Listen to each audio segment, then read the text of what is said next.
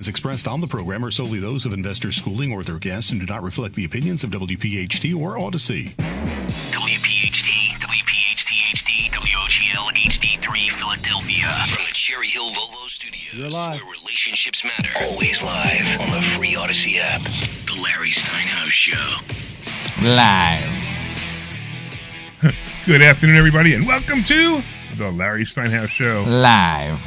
Can you stop, Omri? Can I do the intro first? Okay. I mean, I know you realize that the show actually started, and we can't fool around anymore. I'm used to the investor schooling All right, live. here's what I'm gonna do. I'm gonna mute Omri so I can Okay. do the intro. All right.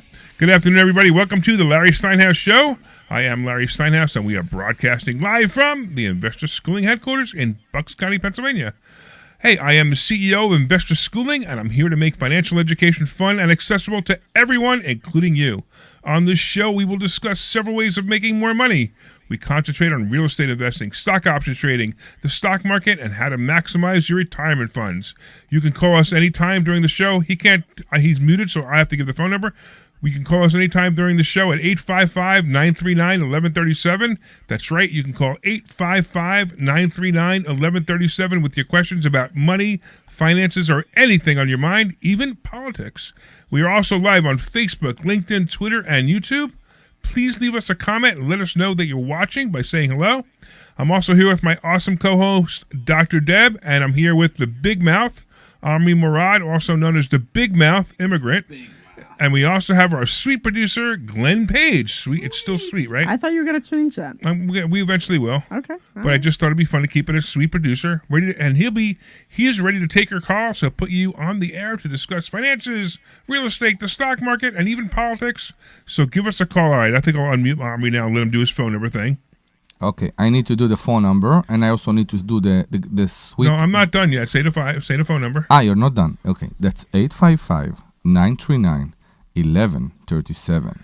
All right. Again, and, okay, that's 855-939-1137. What's going on with you? Hold on. The Larry Steinhouse Show is brought to you by Investor Schooling. At Investor Schooling, we teach you things about money that I'll bet you never even knew. We also focus on practical learning, and we will equip you with real-world skills in real estate investing, stock options, tax savings tips, I've tripped over my tongue. Tax saving tips and secrets to the financial freedom. Our headquarters are right here in Bucks County, but our online courses teach eager investors all over the country. So you can RSVP for a free class this Thursday night at investorschooling.com. All right, guys. Now, Omri, you can interrupt me all you want. All of a sudden, he has nothing to say. I just want to say that Glenn Page is sweet. There you go. Glenn, do you feel better now that he said that Glenn Page is? Sweet. My life is complete. Okay, good. Good. I like that you couldn't even get out of the gate, Larry, without Omri. I know. I know. You can't even. I didn't even say one line. He's already interrupted me. You're right. It's the live thing. We used to say live, and now it's the Larry Steinhouse Show. I know. So you want me to say the Larry Steinhouse Show live? Yeah, let's do the Larry Steinhouse Show live. Okay. And then tomorrow... Oh, you want me to start all over again? We can, yeah. No. No. The only problem is we need to cut the live for the rerun tomorrow. Right. You can't do that. So we do the Larry Steinhouse Show recorded.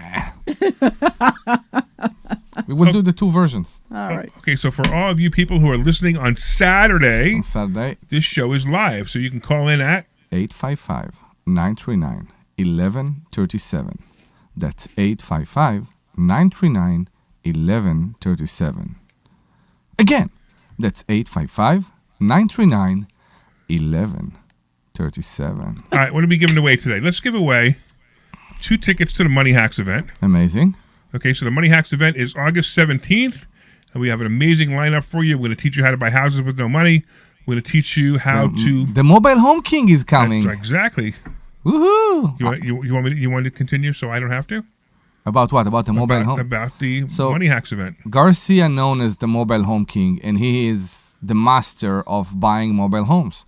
That is very interesting for me because I have a partner and I own a mobile home park in Florida. You want me to continue with what else is on there, or you know, we're also going to have a hard money lender there. Okay. Who's going to teach you how to get money if you need to do a real estate flip, fix and flip.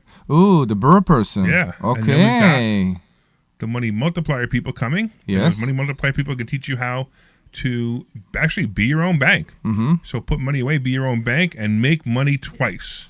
Amazing. So you can make money twice in the same dollar, which is amazing to me. Every time I see it, I'm like, this doesn't make any sense, but it actually works. It really works well. Because many people have life insurance policies, and they never believe that a life insurance Well, they don't- policy can right. do something They don't like even that. understand how it works. Exactly. Exactly. Yeah. Exactly correct. Okay.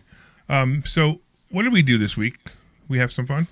Yeah, We it was had a fun. great fun. Yes. Yeah. So Yeah. we ended up going to Plymouth for the week. Right, And so- what I thought was great, you have to tell about the whole. We got the phone call Okay. from the. Okay. Wait, all right, wait, calm hold down. on. So yeah. So All right. so I had an event that I had to speak at. I had to speak on a boat. So I had to speak on a boat in Plymouth. So we drove to Plymouth. So Wednesday was the event, and on Tuesday we drove. We drove up. It took us about 7 hours to get there, and we got there. And the first thing we did, we checked into the hotel, and then we're walking around Plymouth for like 20 minutes. And we're looking for the Plymouth Rock, so we're expecting to see this gigantic thing that we No, didn't. that was the next day. No, but I was just looking for it. I was just looking to see if there was a big rock somewhere, and I'm like, we must have missed it, or we must not be that close to it. So I didn't give much of thought to it, and then we're looking for something to do. Glenn, you're gonna love this, man. We're looking for something to do. We have no idea what to do. So the immigrant who knows nothing. So we're sitting at a bar. You got to tell the rest of the story. So we're sitting at a bar that's by the docks, right? We're just sitting there goofing off. This hanging is out. before this. No, it wasn't. Oh my God! Can I tell the story? Because you you tell the both extremely bad. Yes. Okay. So we are walking in Plymouth. Yeah, that's what I said. We're walking to Plymouth, but she says we're sitting in a bar, which is not true. Okay, were we are sitting- walking in Plymouth, and then I look for things to do in the area. Exactly. So I go in Google, I look for event, I look for that, and then I see a show. We were feature- sitting at the bar when No. this happened. No, Wrong. it's not. We ordered the tickets at the bar. Why don't you let him tell the story, which is the right story? Are we still on the air, Glenn? All right. Right. So we are walking, and then I see a show featuring Wait, so wait. Santana. No, so now wait, you so he interrupt goes- me. So he goes, there's some band playing. Yeah. I'm like, okay, great. Where's the band playing? I figure some bar band, whatever. Yeah, you and know, I we'll said go see a 15 bar band, minutes whatever. away. Yeah. Right. And he goes, I go, well, and he goes, I go, who is it? And he goes, Something with Santana and Counting Crows? I don't know. and I just stopped in my tracks. Glenn, I stopped in my tracks. He says Santana and Counting Crows. I'm like, what? Where? And he goes, I know, it's about 15 minutes from here. And I go, where is it? And he goes, it's at the Xfinity Center. It actually turned out it was like 15 minutes from there, but it's no big deal. And I'm like, there's no way we're going to get tickets. Then we went to a bar, and we sat down, and we tried to find tickets, right? And Larry said, there is no chance there are tickets. You're wasting your time. And I'm looking, and we're starting to go over the tickets. The tickets that left are in the first section Second. front of... No, the first section. No, Center Second section. section. It was No, it's second just first. section. She's right. You're right again. No, it's The the second section. The orchestra, and then road section. There's orchestra, which is we didn't get, and then there's the next section. So that is the first section. We are- Our tickets were section 2, so No, it had. so section 1 was to the my- right, section 2 is in the middle, and section 3 is to the left. Mathematics goes from right to left. So while these guys are arguing, let me explain. We get 20 rows up. From 20 Santana. rows up from Santana, eye level center seats. Greatest seats you could possibly. Oh, my God. The perfect seats we got, and we got them $10,000. for what? No! No, ready? No. How much? How much you say? How much? Let me take a serious guess. So each ticket was the same price, right? Yeah. Yep. Yeah. I'm going to guess that they were $500 each. Okay, No. you ready? No. How about $560 for all three? Really? Yeah. Really? That's pretty good. Remember, we These booked days- this thing. these We days, literally that's booked good. this thing an hour before the concert. So at this point, whoever was scalping these tickets were like, I just got to get rid of them. And we got Right. so lucky. We didn't even realize we got so lucky. It was absolutely amazing that we got these tickets. So That we is ha- good. And we That's had good. such a good time that night. It was great. I mean, it was just like really, really awesome time. We got back about 12 o'clock, and we went to bed. And then the next morning we got Not up. together. We need to clarify No, that. not together. Yes. Although, Omri had no idea. although who they Omri were. and Larry did have adjoining Yeah, rooms. we did have adjoining rooms. Yeah, right. Larry But and I did made have sure that adjoining rooms. there was 3 locks on the door. Exactly. The door is locked. And not only 3 locks, but also a chair in front of the door, just in case he got through the locks, and not just in case he wanted to talk to me. forget about anything else. I didn't even want him to talk to me. I'm like, let me go, just go to bed. So that was what we did the first night, Glenn. Isn't that awesome? I was going to say, did Omri know any of the songs at all? So the funny part, wait, the Counting Crows come Oh on. my God. The Counting Crows come on. He goes, wow, they do this song really well. I go, what do you mean? He goes, well, they do it almost as good as the original band. I'm like, this is the original band. Say what song? Well, I didn't Mr. remember Jones. which one it was. Well, Mr. Jones, yeah. So it was just really funny how like he every song he's like, yeah, they do it really well. And then at one point he whispers in my ear and starts talking to me for about, I don't know, maybe about 60 seconds, 90 seconds in Hebrew. Yeah. Right? Because I don't think he realized that, I can understand that he speaks two languages. And he's talking to me for like 90 seconds. And he goes on and on and on and on and on. And I'm like, Omri, English. So sometimes when the mind works in Hebrew, I know, it just I when get it that. comes I out, know, I yeah. get that. I know. Yeah. But the funny part was what he talked to me about. What did you talk to me about? I'm not sure it's appropriate to say right now. You can. You think so? Well, I'll say it. So he's like, this guy next to me has a cigarette, and he wants to know if you want to have some of it. And it wasn't a cigarette. So that was pretty much. It was a special cigarette. That was pretty much how much fun we had with that. All right, let's get to. So then I did a presentation on a boat that was supposed to go for a cruise around Plymouth, and it was too foggy, and the captain wouldn't take the boat out. So we just did the presentation. We had a good time. Then we drove back, and I'm going to tell you the one thing about when we're on these road trips, I really wish we have a camera following us, because some of the things that happen on these road trips are just so funny, and even that would have been great. All right, so somebody online has actually said he's 65. He has $4,000 in annuity. 400,000. I'm sorry, 400. Yeah, right, 400,000 annuity. And what would be the best thing to do with it? To use with it? There's so many questions that I got to know before I can even think about what to do with that. I'm sorry that you got an annuity and you were roped into an annuity. That's the first thing I have to say. But I can't even answer the question because there's so many pieces. I need to know what else you have, whether you have a pension, whether you have any real estate, whether you have any other money, whether you own your own house, the fact whether that you're married, whether you're not married. So I can't even possibly answer the question. It's just whatever. But the fact that they are 65, it doesn't change anything. No, because as close as you get to retirement age, annuity make more sense. I still need all the other information. Yeah, right. I mean, I have 400,000 annuity, but I have $700 million. Yeah, in stocks. I mean, who cares about your 400,000? I right? get. I mean, I realize he doesn't have 700 million, but I need to know everything else. I need to know if he has a pension plan. I need to know what his Social Security numbers are. I mean, there's no way to even answer the question. But if you want to call in, Mike, I could certainly talk to you about that. Please call at 855-939-1137. So you forgot the whole story about the whole Plymouth Rock thing. Oh yeah, so talk about the Plymouth Rock. Go ahead. The most underwhelming thing in the planet. Yeah, we were expecting this big, huge thing, and then it's in this little hole. The table that we're sitting next to is bigger than the Plymouth Rock. It's bigger than the Rock. Yeah, it was just really very underwhelming, and it's dated 1620, I think 1620. 1620. But it's a little tiny rock, because me and Phil keep talking about how we need to get a big rock to put in front of our house so that a car doesn't go through it again, and this wouldn't even be worth it. A car would go right over the rock. It was so tiny. So that just shows everybody listening how ignorant we are what the Plymouth Rock really was. Yeah, it was very small. It was very small. Yeah, I don't get it. Why women always are not happy with size? What's going on? I mean, seriously, it's an historical rock. Do you have a problem with your size, Omri? I'm not sure I want to go there. I'm just saying. I've never experienced that. It's an historical monument. That happened to you a lot? An historical monument, and what we say is that it's not big enough? No, because up until now, the whole idea of Plymouth Rock is they make it sound like it's humongous. And it's this little tiny thing. It's this really tiny thing. It's really this That's why, thing. like, there's two insurance companies that have rocks, right? One is Prudential. They have the Rock of Gibraltar. And then there's another company, which happens to be the company that has my homeowner's insurance, which is Plymouth Rock. And now I'm worried that Plymouth Rock won't be able to pay my claim because, they're so small.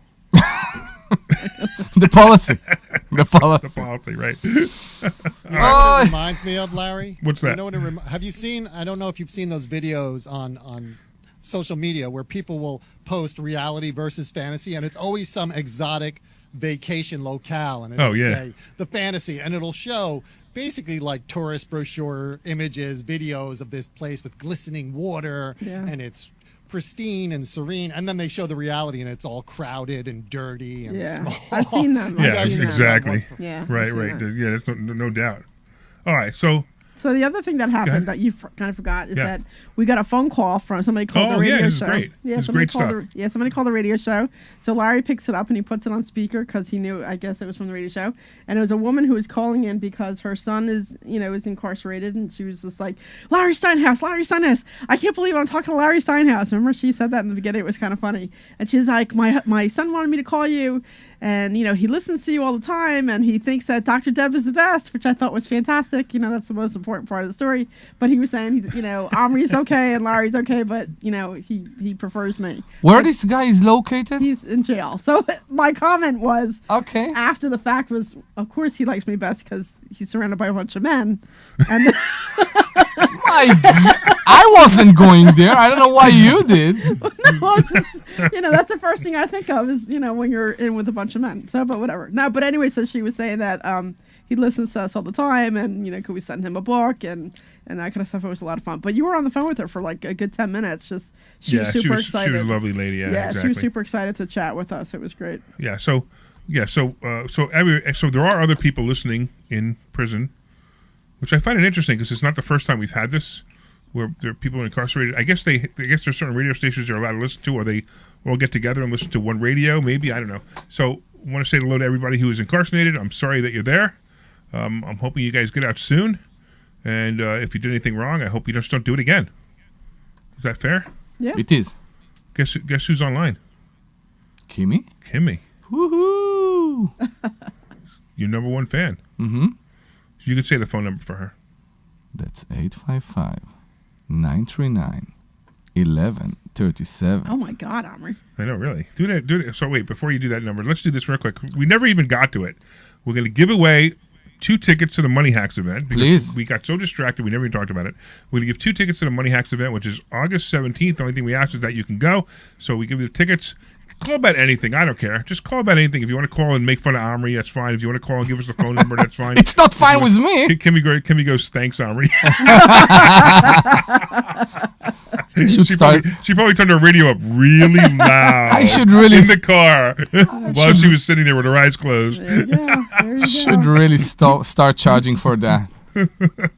So I was trying to describe this show to somebody the other day. I was trying to describe the show as what we do, and I don't know. What do you think of this, Glenn? I described it as Jim Cramer meets Howard Stern. I think that's pretty apt. Yeah, I think agree. That works. Yeah, I think so. Yeah. I think you're more entertaining than Jim Cramer, but Well, yeah, I understand, but it's financial knowledge, right. and then we kind of Can I ask who he is? A more accurate Jim Cramer. Everybody says that. It's so hard to be accurate in the stock market. We'll talk about that in a couple minutes too. But we're 20 minutes into the show. We haven't even talked about anything financial yet.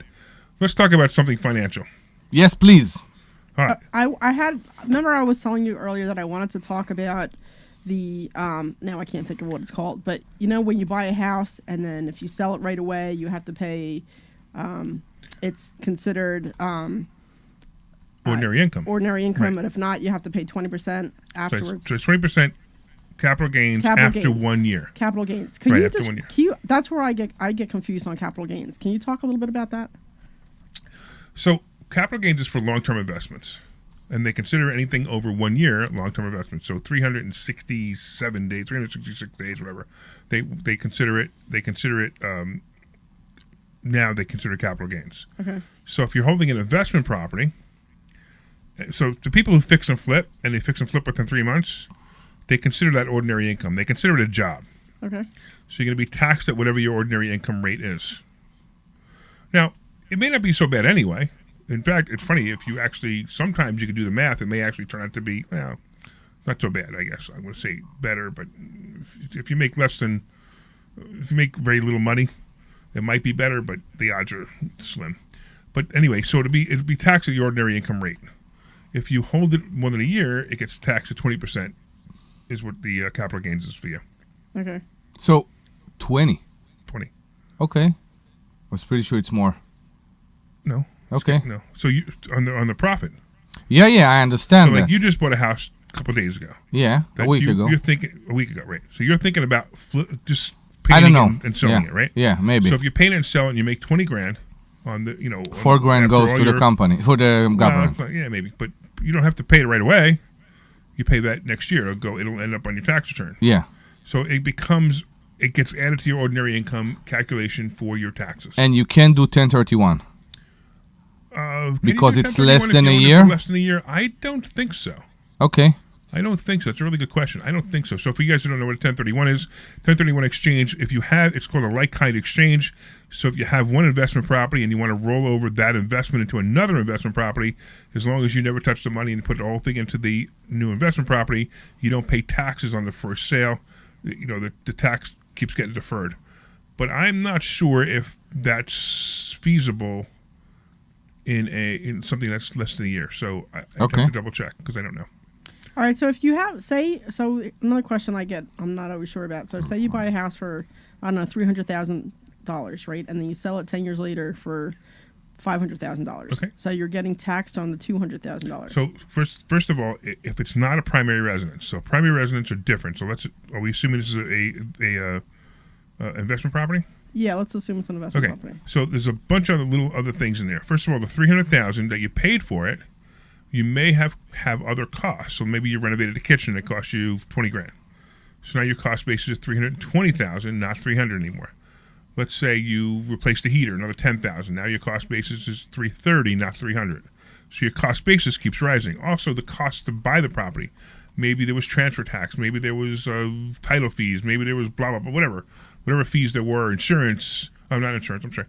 Title insurance we counted, but not insurance. Whatever fees there were to buy the property, maybe there was a real estate agent when you sold it. All of these fees come off and they go to your cost basis. But there is one other little thing that's called depreciation. And every year your accountant's going to take depreciation off the property. I think it's 6%, something like that, no? I don't know what the exact number is, but the real issue is going to be that after, it's either 21 or 27 years, I always mix it up, but after 27 years, it's fully depreciated. So that means that if you paid $300,000 for it, you've taken that whole $300,000 in depreciation. So 27 years from now, it's actually zero is your cost basis. Oh my God!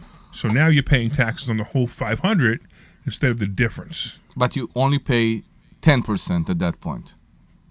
No, you're paying 20% capital gains on the difference. Even after 27 years? Yeah, whatever. And if they haven't changed it, now, if Kamala Harris gets in, it might not be 20, it might be 40. Yeah. I mean, it could be whatever they make it. So I was pretty sure that the difference is much bigger. That as long as you hold the property, as many years as you hold the property, the capital gain on that property keep go down. No, it's actually just the opposite. Because the percentage stays the same. No, I understand the depreciation. Right. I'm saying the step of the capital gain. It only changed from less than a year or over a year. It don't keep changing. Yeah, that's it. No. It's one step. It's either 1 year or more, less than a year or more than a year. Okay. So less than a year. Less than a year, it's taxed at your income rate. Okay. Your regular tax rate. Okay. All right. Yeah, I get it. Yeah. And it's kind of important to know, but it's not that important to know. So all these people doing wholesaling, they buy the property, and either if they close or don't close, if they sell it to another person, that amount of money, let's say they made a $20,000 wholesale fee, that is not capital gains. That is regular ordinary income. So I want to ask you something. I purchased a house, I think a year ago, and the title company refused to put the wholesale fee in the HUD. Okay, so there's a whole bunch of things we have to talk about here. Okay. Like you sometimes you forget that there's at least 7 other people listening. Yeah, I know. And they have no idea what you're talking about. Okay, so we need to bring them up to speed of what wholesaling is, which actually I wanted to talk about wholesaling today anyway. We have to bring them up to speed of what wholesaling is, and we have to talk about what you just said, because there's a whole bunch of stuff that has to come before that. Okay, sure. So for you guys who don't know, there's a practice out there. It's actually called wholesaling. It's what it's been named. And wholesaling is if, for example, let's say Debbie's selling a property, Dr. Deb's selling a property, maybe her great aunt left it to her, whatever, and it's in Philly, and whatever, it's worth $100,000, and she just wants, and I walk in and go, listen, well, I'll make it easy for you. I'll just buy this property from you for 50 grand right now, and you don't have to worry about anything. Don't even worry about cleaning it. Nothing. Here's 50 grand. Just go. Now, I get that under contract because it takes a little while to close. You can't close in one day. And maybe it takes 30 days to close. Maybe it takes 15 days to close minimum. But either way, let's say it takes 30 days to close. In that time, I decide I don't want to buy this property, but I have Omri over here who will give me $75,000 for this property. But I just have it under contract with Debbie for 50. Mm-hmm. So I could technically sell that contract to Omri for $25,000, and he could buy this property for $50,000. Okay, that's if the contract allowed us, right? Yeah, but we'll Okay. get into that because yeah, that's right. Now, whatever. That's the concept. The concept is I just sold the paperwork to Omri for $25,000. Okay. That $25,000 has to show up somewhere. So most people aren't going to you wouldn't just give me $25,000. I hand you the paperwork, and you hope that the paperwork's real. Most people want to do it at a closing table where they actually go to a title company. Now, you just said something about a wholesale fee. So that technically, that $25,000 would be a wholesale fee, right? Yes. Okay. Now, you said something about them not putting it on the HUD. Now, the HUD, for those people who don't know, it's a closing statement. When you get a closing statement, when you go to the title company, there's all kinds of fees on there. And I'm not sure what you were doing. Were you the seller or the buyer? No, I was the buyer. Okay. And that's happened to me, actually. I heard that more than once. Okay, I experienced it once, but I heard that more than once, that in order for the wholesaler not to get away with the taxes, okay, so So here's what happened, right? So first of all, the whole wholesaling business is under such scrutiny because there's so many bad practices. What? Scrutiny, like, most people, they call them crooks, whatever. Scrutiny means that you're looking at it really closely. That's what that means. Yeah. Okay. Right, because there are a lot of practices that are done that are fraudulent or illegal. And in this case, your wholesaler, the one who was selling you the property, didn't want it on the HUD because he didn't want to have to pay taxes on the $25,000 wholesale fee. The opposite. He wanted in the HUD. The title company said no. So during the closing, I had to come with a check for him during the closing. Right. He sent me a separate invoice, and I left him the check for his invoice with the title company. But it wasn't mentioned in the HUD. Yeah, that's fine. So I'm not sure why the title company would have a problem with it. Okay. They shouldn't unless you were going through a bank. Were you going through a bank? No. Yeah, that's weird. Cash. The reason, a lot of times they won't go through a bank because the bank doesn't want to see it. Because the bank is saying, hey, wait a minute, we're not paying $75,000 for a property. I get it. Buying for $50,000. Yeah. So that's why the banks want to. Who knows? They get these title companies. A lot of them get a little screwy sometimes. Yeah. So who knows? It is what it is. So what's happening now? Speaking of wholesaling, very interesting is that in Pennsylvania, wholesaling just became regulated. You know why wholesaling became regulated? Because there are too many people out there not only teaching wholesaling, but they're teaching wholesaling incorrectly. And there's so many people doing it that so many people are getting screwed. Like basically grandma's house, is now being sold for $30,000 to a wholesaler because grandma doesn't know how much the house is worth. And then I get it, the wholesaler gets on a contract for $30,000 and sells it to Omri for $100,000, and grandma lost $70,000. Or didn't get her $70,000. She didn't really lose it.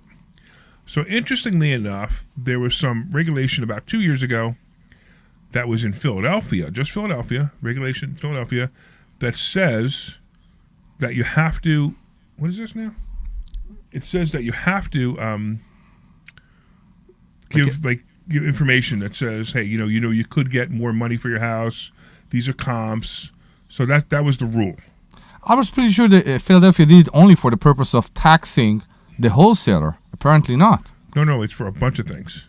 Okay. It was for a bunch of things. It was not just taxing the wholesaler. It was also about, people were getting, people were perceiving they were getting ripped off. You know how it is, right? So you buy the house from grandma for $30,000 because she wants $30,000 for a house.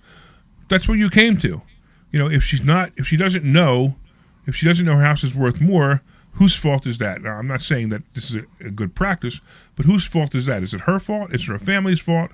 Or is this somebody being unscrupulous and saying, hey, I'm going to rip this person off?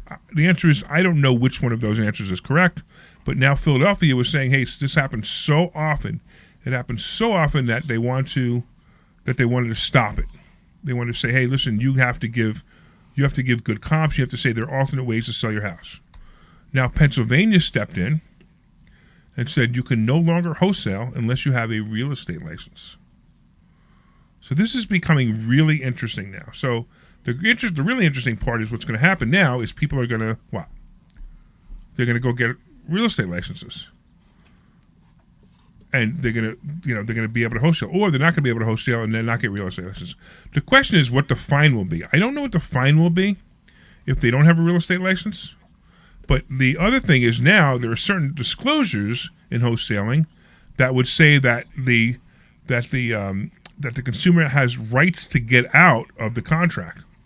So it's 13 days. It looks like it's 13 days to get out of the contract. So if they want to get out of the contract, they can get out of the contract within 13 days. So it's all kinds of rules now, and it's not. I mean, look, it's just going completely the opposite way now, which is common. But here's what's going to happen. What's going to happen now is the market is changing again. It's no longer a seller's market. It's now a buyer's market again. So now grandma's going to have less people to sell the house to, and she's going to get less money for it. Yeah. So it's as usual, regulators are now going to create the exact opposite problem that they're trying to solve. Hey, you can't sell it to Debbie because she doesn't have a wholesale license. I do. Debbie may have said she's going to give you $50,000, but if she does, she's going to get in trouble. You're going to get in trouble. That's what they may say, even though grandma won't get in trouble. But I can buy the house from you. I'll give you $30,000 for it, and there would be no problem, which is going to be a problem in its own. So just know that that's what's going to happen. If you're a wholesaler in Pennsylvania, you now have to get a real estate license. Now that's going to be interesting too. Is it a real estate license or a wholesaler's license? It's a real estate license. Like to be able to sell houses also? But the question is, they're calling it a real estate license. Beginning 2025, Pennsylvania will require those engaging in residential real estate wholesaling to comply with new licensing requirements and grant additional protection to consumers. So they have to go through the process of getting a license. I'm just not sure. It's so licensing requirements, but it doesn't say it's a real estate license. Yeah, I'm just not sure if they going to get a real estate license, because a real estate license has to be hung with a broker. Right. I don't think it's a real estate license. I think it's a wholesaling license. That's what No. But it's still you have to go through everything you have to go through as a real estate agent. So I'm just not sure. Because nobody's going to take a 3-week class to do wholesaling. So the point is they have to take a 3-week class to get home. That's right, 75 hours. Right, but I don't know if it's. I just don't know if it's a real estate license that they need. Whether it's a license or not. It's a license. They have to go through the same training as a real estate agent. So it's still 75 hours training. I'm not exactly sure what the license is going to look like. If it's going to be, now it's a wholesale license, or whether it's a real estate license that has to be hung with a broker. I'm not sure which. I know, but when I took my real estate classes, I didn't really they didn't touch wholesaling. No, I understand. So what's the point of getting a real estate license if it's not even going to talk to you about wholesaling, which is what they want to do? What they're trying to do now is they're trying to make it more difficult for people to just start a wholesaling business. That's all. I know, I understand that, but I think the way I understood it, and maybe I totally understand it wrong, is that I understand that they had to get a license. I know that there was some legislation coming out about that, but I really didn't think it was a real estate license. I thought it was something that was going to be more specific to wholesaling. So it's going to be the same exact whatever. I'm reading the article. They're not saying whether it's a real estate license or a wholesale license, but they're clearly saying that you have to go through the same exact process as you would if you were getting a real estate license. They will have to change hats. What? They will have to change hats. It just doesn't make sense because if you are a real estate agent, right, a real estate license, you have more liabilities than if you are a wholesaler, and the buyer can come and say you didn't disclose this and that, while if you are a wholesaler, I'm selling you the papers. Here's the house. You are now the buyer of the house. But the seller is the problem. The person who got the original contract is the wholesaler. Yeah. That person needs to be licensed as of January. So what I'm saying is, if this person who now is doing wholesaling is also a real estate agent, right? I can come after him as a real estate agent and say that is correct. He didn't disclose this. Go after your license, exactly. Exactly. Right. And he didn't sell me the house as an agent. He sold me the house. Didn't buy it. No, he didn't sell me. No. Oh, I see what you're saying. Yeah, he didn't sell me the house as an agent. That's a good point, actually. Yeah. So now can the buyer go after the wholesaler and say, hey, you didn't disclose something? Who knows? So that's what I think. It's interesting. I think what they do here, they put more liability on the wholesaler. He has more responsibility right now. Yeah, exactly. The whole point is the wholesaler needs to know the laws of real estate. Because most of the biggest problem is, and I've been saying this over and over again, is wholesalers were acting as unlicensed real estate agents because they were doing it wrong. They were going to buyers and saying, hey, Omri, what do you need? I'll find it for you. That's wrong. But if they happen to find a house that they were buying and they decided they didn't want to buy it and they sold it to Omri, that's wholesaling. Yeah, I get that. It's actually called novation, but it's a different issue. But so I have another question. Do you need to do it on a regular basis? What? Do what? If you do it on once or twice, you still being categorized as a wholesaler? So I would bet you that would fall under this law. Okay. Even if you did it only once. Okay. Real estate agents. Some real estate agents only sell one house he's a talking year. about if you had one house under contract, you said, you know what, I'm going to buy it, I'm going to keep it. And then you decided not to. Yeah. And you didn't Something close, changed. You went to the wholesale. Now, somebody actually asked this question. I'm really here because Patty says, but if you don't do a double or transactional close, won't that negate the real estate requirement? Okay, so let me explain what that means. I get it, so yeah. If you actually, you bought a house the other day and you closed on it. Mm-hmm. It is now yours. You can do whatever you want with it. This is not wholesaling anymore. That's not wholesaling anymore. You can now sell it to anybody you want. Correct. Okay, that's not wholesaling. What wholesaling is, it's one single transaction, and because it's one single transaction, the wholesaler got a fee in the middle of that transaction. Now, what's really weird is that, Pennsylvania is losing the transfer tax in the middle one. If the guy has a wholesale license, they're losing the transfer tax. Okay. So it's going to become an interesting, an interesting law. I also see the real estate market changing, next year and year after year after year after. So there would be less wholesalers anyway. So it's going to be totally different. We see more price cuts. We see the inventory coming up. We see those changes, yes. Oh, so, by the way, we have Chris online. He's watching us on, I think it's YouTube. And he said he wanted to say thank you. He came to a Thursday night class. So if you guys want to come to a Thursday night class, go to investorschooling.com. That's investorschooling.com. And you can take a class and you can learn all of these techniques on how to make money.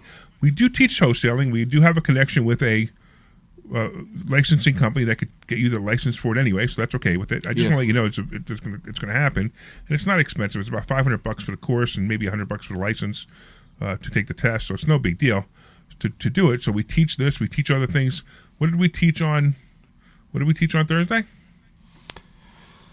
Stock options, for example. You forgot about what did that? we teach? What did we teach on Thursday? What did we teach on Thursday? We taught how to lend money to a real estate investor and be safe. Yeah. I purposely didn't say anything because I was wondering if Omri actually would remember, because he's always in the back of the room kind of on his phone.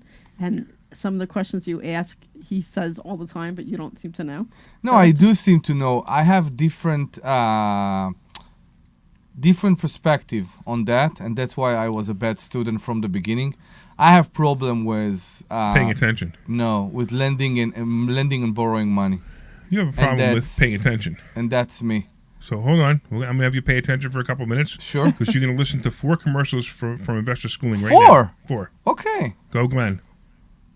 This is Larry Steinhouse of Investor Schooling. Clear. Did you know we are having a full one-day event on August 17th? It's called the Money Hacks event. You want to come to this event and you will learn how to become your own bank, how to invest in real estate without any money. You will learn the stock market, and you will learn how to build credit for cash-flowing assets, and so much more. It's a full day packed with information. Use the code 1210, that's 1210, to get a 50% discount on the ticket. Go to 4mmw.com, that's 4mmw.com, and register today.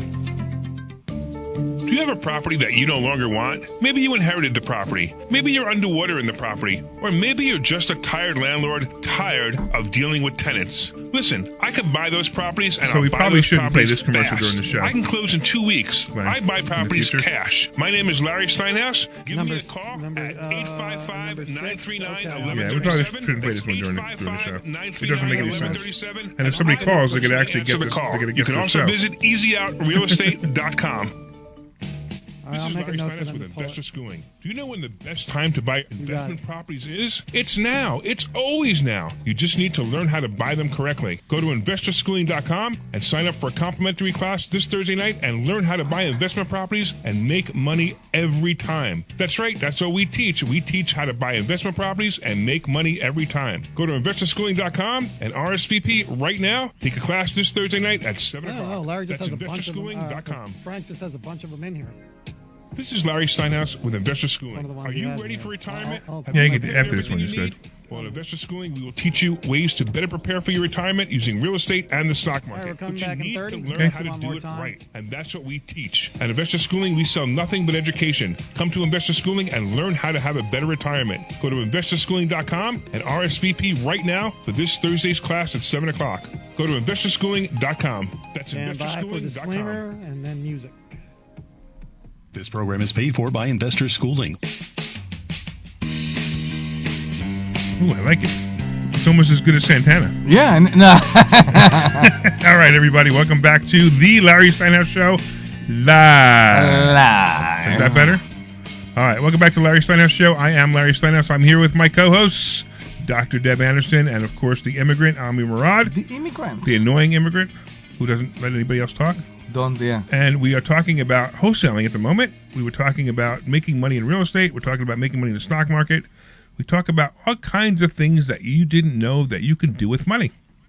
And if you call in, by the way, nobody's called in. What's going on with that? Did I mess up the phone system again? No, I don't think so. I think it's a hot day today, very sunny. Oh, that's right. That's right. Everybody's in the pool. That's right. People are. So I always forget. It's 1 o'clock. You know, of course, it's 1 o'clock on a Saturday. Yeah. Wait, isn't that a song? What? Isn't that a Billy Joel song? You It's asked, 1 o'clock on a Saturday. you asked the immigrant? Yeah. Anyway, so it's 1 o'clock on a Saturday, and nobody, everybody's doing other things. It's a nice day out, and of course the old people that listen to the show are all sleeping. Of course, they're taking their nap now. So we pay a whole lot of money to buy this time because PHT considers us suckers. You need to, Glenn's laughing. you need to press. I need to press what? Oh no! Don't say. I'm Exactly. Not there yet. Okay. PHT considers us suckers and goes, ha! Everybody's sleeping anyway. Nobody's listening to your show anyway. Oh my God! You describe us as losers. No. I did have one call, Larry. You know what they said? What? Where's the show that was on before? Oh my God! No. Really? Well, whoever was. Yeah, yes, but they did say, but I like Larry. Oh, good. Yeah, Oh, good. That's fine. That's Well, why they called to ask about the whoever you previous show. were, call back so we can find out. Because Mark Cumberland's a friend of mine, and I could get him on the line if you want, and he could talk to you. Our show's live. Mark's show wasn't live. Exactly. So if it's you, please call us at 855-939-1137. And you get a free ticket to the Money Hacks event. 2 free tickets, actually. Did you get any free tickets to the show before? No, I'm pretty sure not. We are giving you free tickets. Please call 855-939-1137. There you go. Anything? You have anything to say about that, Deb? For the people who called in last Saturday, since we've been away all week, I am a little bit behind, so I will get whatever that has to go out, whether it's the books or the money hacks or whatever it was, all squared away in the next couple days. So my apologies for that. Sure. So, Wow, Dr. Deb is falling behind. I know I've been falling behind because I went with you as the afterthought. So yeah, let's talk. You want to talk about the afterthought? Oh Yeah, my yeah. God! I was pretty sure we were done with that. She came. Yeah. So whatever. It was just kind of funny. So, originally it was supposed to be me and Omri, and, I went up to Deb on Monday and I said, hey, do you want to go? She goes, no! That's not how that whole thing worked. Oh, it was exactly how it went. No, it was like a month ago. You're like, hey, you want to go? I said, yeah, I think it'd be fun. And then he forgot. And then a week later, he asked me, he's like, hey, you want to go? I said, yeah, I think it would be fun. And he forgot again. And then they made their plans to go, which was fine, And then Apparently, it's not fine because the hand came up. and then, When a woman say fine and the hand do that, normally it's not it's whatever. fine. Well, it's fine and whatever. But anyway, so then I don't know if it was Monday night or Thursday night, we're cleaning up and you're like, hey, you want to go? And I'm like, never mind. No. I'm like, I don't want to go. I'm done. And he's like, what's your issue? And I'm like, I'm not going to be your afterthought. Thanks so much. I'm fine. I don't need to go. So that's Right. kind of how the whole thing happened. Because Yeah, I was and- very frustrated. He's like, if you wanted to go, why don't you say? I'm like, I told you twice, but Larry has a memory of like an eel. Like he just doesn't remember anything at all. Yeah, it was kind of sounding like this. So Ukraine is a country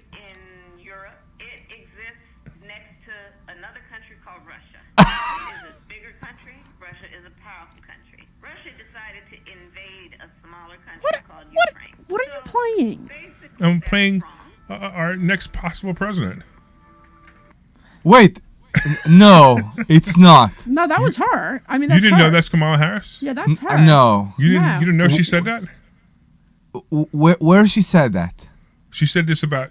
No, when I she said it understand when you- where. I said where she said that. She said it live on TV. It seems To like kids, she's though? talking. Did she say to kids? Exactly. It sounds like So she's talking to two little kids, right? she's Yeah. talking in an elementary Right. school No, or no, something she's like live on that. TV. Live on Okay. TV. Okay. Yeah, I mean, it's absolutely fascinating. I just wanted to bring it up, so I figured that was a good transition. That's insane. Yeah. So, look, I'm so upset because it was so much more fun when Biden was the candidate. Because it's You easy, just said that. It's easy to say how much of a loser Biden is, how brain dead he is, and and how he's a terrible president. So that's the problem, because we had problem with Biden's opinion at some level.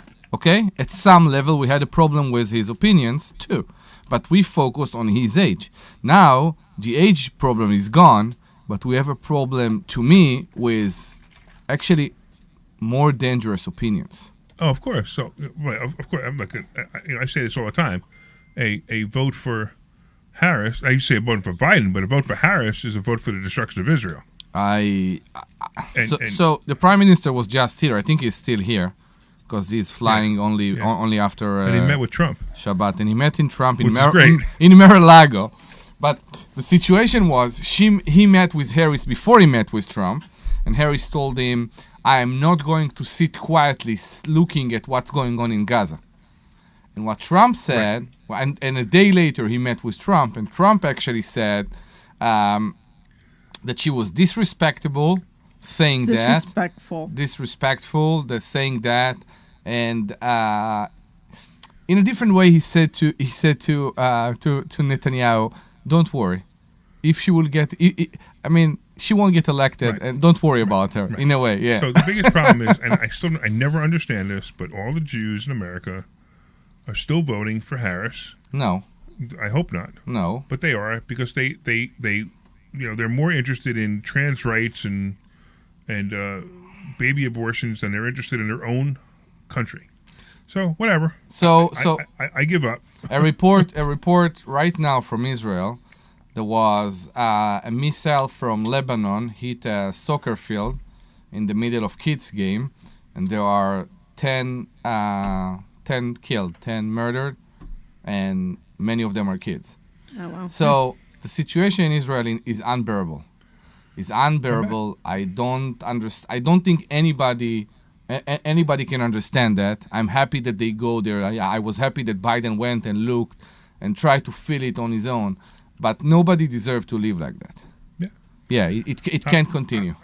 I'm just so at the point where it's just disgusting. All right, hold on. We actually have Chris and Ambler who wants to talk about BlackRock. Yes. What's up, man? Hey, how are you doing, Larry? Great to avid listener here. I really enjoy you guys' program every Saturday afternoon. It's really great listening to you, and I really appreciate the. It doesn't put you to sleep? Guys, especially about wholesale. It doesn't put you to sleep? No, you don't put me to sleep anything. Okay. No. So I love you guys. So you love who? I'm just very curious to know what your take on this is. Right now, BlackRock and large institutions, banking institutions, are apparently buying up single-family homes. Yep. And apparently this trend is going to continue. I think I read here they may own up to possibly 40% by the end of this decade. I'd like to know what your take is. Is that good or bad for the buyer? And I mean, I'm hoping to own a home one day.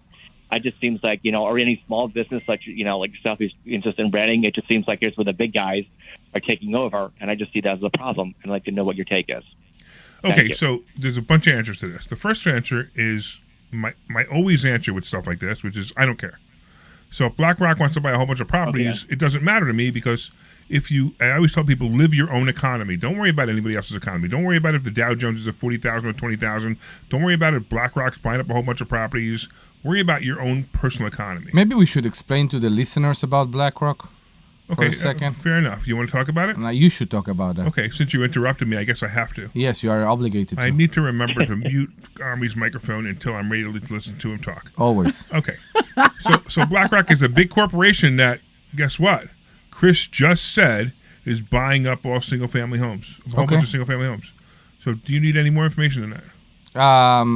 No, people don't know what BlackRock is. I wasn't So sure. BlackRock is it's a big company. It's a Privately ETF. owned company. Well, no, I believe they are. I believe they are publicly traded. Is BlackRock the company that there was some bet like $12 million against Trump's thing, or am I thinking of the same? No, that was or am I thinking of what different? was that? That was last. We talked about that last. Oh, that was the one who bet against right. BlackRock and Soros bet against it's the same company. a week before he was almost assassinated. Yeah, so it's the same company we're talking about, right? Yeah, exactly. Okay, so, that's what I mean. But anyway, but the idea. So just to get back to the topic though, is just don't even worry about it, Chris. How old are you? I'm 52. Okay, so did you say you want to own a house? Is that what you said?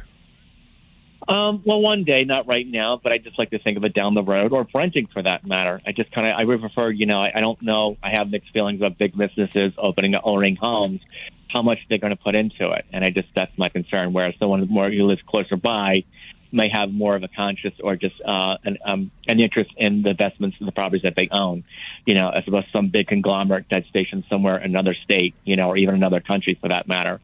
So that just, it's a sort of a concern to me. But according to you, I guess I should not worry about it and just focus on my own economy, which sounds like sound advice. So thank you on that. And that's the truth. The truth is you just want to focus on your own economy. It's a great sentence. What? It's a great sentence.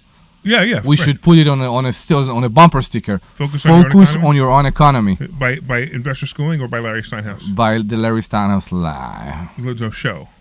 I love it. You want me to read the phone number for you, Chris? Why not? Go ahead. That's 855-939-1137. Now, Chris, do you drink Bud Light and did you watch the Olympics? I do neither. I don't drink, and I'm not really interested in the Olympics, I'm afraid to say. Well, that's good because I'm more interested in listening to you guys. Because I would have asked you if you got excited by him reading the phone number if you did those two things. I find it inspiring, and especially with the quote, your own economy. Okay, good. That's good for me. That makes my day. So here's a question for you: do you want the tickets to the Money Hacks event? I can, but I don't know. What day is that on? It's August 17th. Saturday, August 17th. I guess so. I think I'm not sure what I'm doing if I'm going to be around, but it sounds like a nice engagement I'd like to take part in. Yes. Well, you do know that if you come, you're going to learn a whole bunch of more little bits of information than just that one sentence. Okay. Well, that sounds awesome. All right. So Glenn will take your information down, and Debbie will talk to you on Monday and get you those tickets. All right. Okay, thank you, Larry. I appreciate it. You're welcome, Chris. All right, we got Nancy. I actually know Nancy. I've met with Nancy. She's a big fan of our show. Okay. What's up, Nancy? Yes, I am. I'm kind of returning your phone call. No, you're not. You can't return my phone call while we're on the air. I can't discuss business with you while we're on the air. That's just weird. No. I just wanted to. I figured you can't answer my questions in one session, so I wanted to call in to get tickets for your Money Hacks event. Okay, awesome. We definitely could do that. That'd be great. Yeah, I'd love to see you there. That'd be fun. And also, it was your daughter that we met, also, right? Omri and I met my daughter, and my grandson was also there. Awesome. So so make sure make sure you tell Deb to give you tickets for everybody then. Okay, thanks. Awesome. And then call me on Monday, and we'll talk the business we're talking about. Please be there. Okay. And I'll see what I can do to help. All right, there's more than just BlackRock out there. I've been pounded, so I think we can exchange some information too. Okay, that's cool. Oh, and also Nancy sent me a text message. I want to bring this up, right? Yes. So Nancy sends me a text message the other day about, I don't know if you guys have been listening to PHT for the last couple of weeks. There's some shyster advertising, real estate courses. Yeah. So and I don't really. It's funny. I'm calling him a shyster, but I don't really know if he's a nice guy, bad guy. It doesn't even matter to me. But here's what's important, right? The guy's flying into Philadelphia. He's going to come in for 2 days. He's going to take your money. He's going to fly somewhere else to take somebody else's money. So it's a one-day course. It's a one-day course. But so here's the thing. The difference between us and people like that is we have a brick-and-mortar location. If you think there's a problem, you could show up at our location. You could discuss it, right? With those guys, everything they do is if it's online or not remote, online yeah, or who they remote. are, don't know who they are. So my suggestion is instead of going to their event, which happens to be the same day, which is interesting. It happens Really? to be, yeah, the only reason I know that is because I never heard of the guy. I know a lot of people in my industry, and some of them are real crooks, and some of them are really good guys, right? And usually, usually when somebody new like this guy comes along, I want to find out who they are, so I go to their event. I just kind of hide in the back where I go to their event. I'm not rude or anything while I'm there, but I go to their event just to see who they are, see if they're teaching anything that makes any sense. And when I went to sign up, it turns out to be the same day as our event. So I would recommend our event over their event anytime.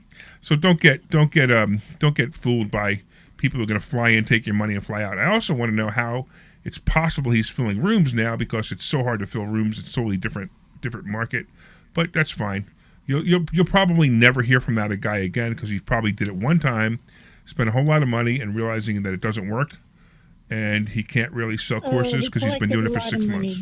What? You need to know, yeah. You need to know the whole story there. So we'll talk, okay? Oh, We'll talk Nancy, you know this guy? I went to his one-day seminar, Right. and he signed up people for a Be 3-day careful. class. And that's the class that goes from August 16th to 18th in Philly. Okay, all right, hold on. Okay, right, And, but hold on. Glenn's actually asking us to pull back because it's not fair Appropriate, yeah. because they're advertising on the station. Although I'm sorry. I don't really But I care. didn't think it was fair what he was I don't doing. really care, but Yeah. Glenn's asking us to pull back. So let's respect Glenn. Only because it's Glenn. If it was anybody else at the station, I wouldn't respect them. All right. No, that was a So You can talk about it. Just be careful with the specifics. okay, yeah, be careful with the specifics. I agree. And anyway, all right. So Nancy, we'll talk on Monday. But you like me better, right? She dropped off. Okay, great. All right, guys. So for you guys who are going to be listening to the next hour, well, not the next hour. We're done with our first hour. If you want to go to investorschooling.com, you can sign up for a free class this Thursday. That's investorschooling.com. And we will see you on Thursday, and we'll get really excited. We're going to teach you all kinds of cool stuff. investorschooling.com. See you in an hour. Or next hour, whatever. This program is paid for See by you in an Investor hour? Schooling. All opinions or statements You're clear. expressed on the program are solely those of Investor Schooling I'm or just their guests confused. and do not reflect the opinions of WPHT or Odyssey. I didn't know if she was going to insult them or not, Glenn. No, it's okay. I just hang on 1 second. Yeah. WPHT, WPHT-HD, WOGL HD3 Philadelphia. From the Cherry Hill Volvo Studios, where relationships matter. Always live on the free Odyssey app. I know.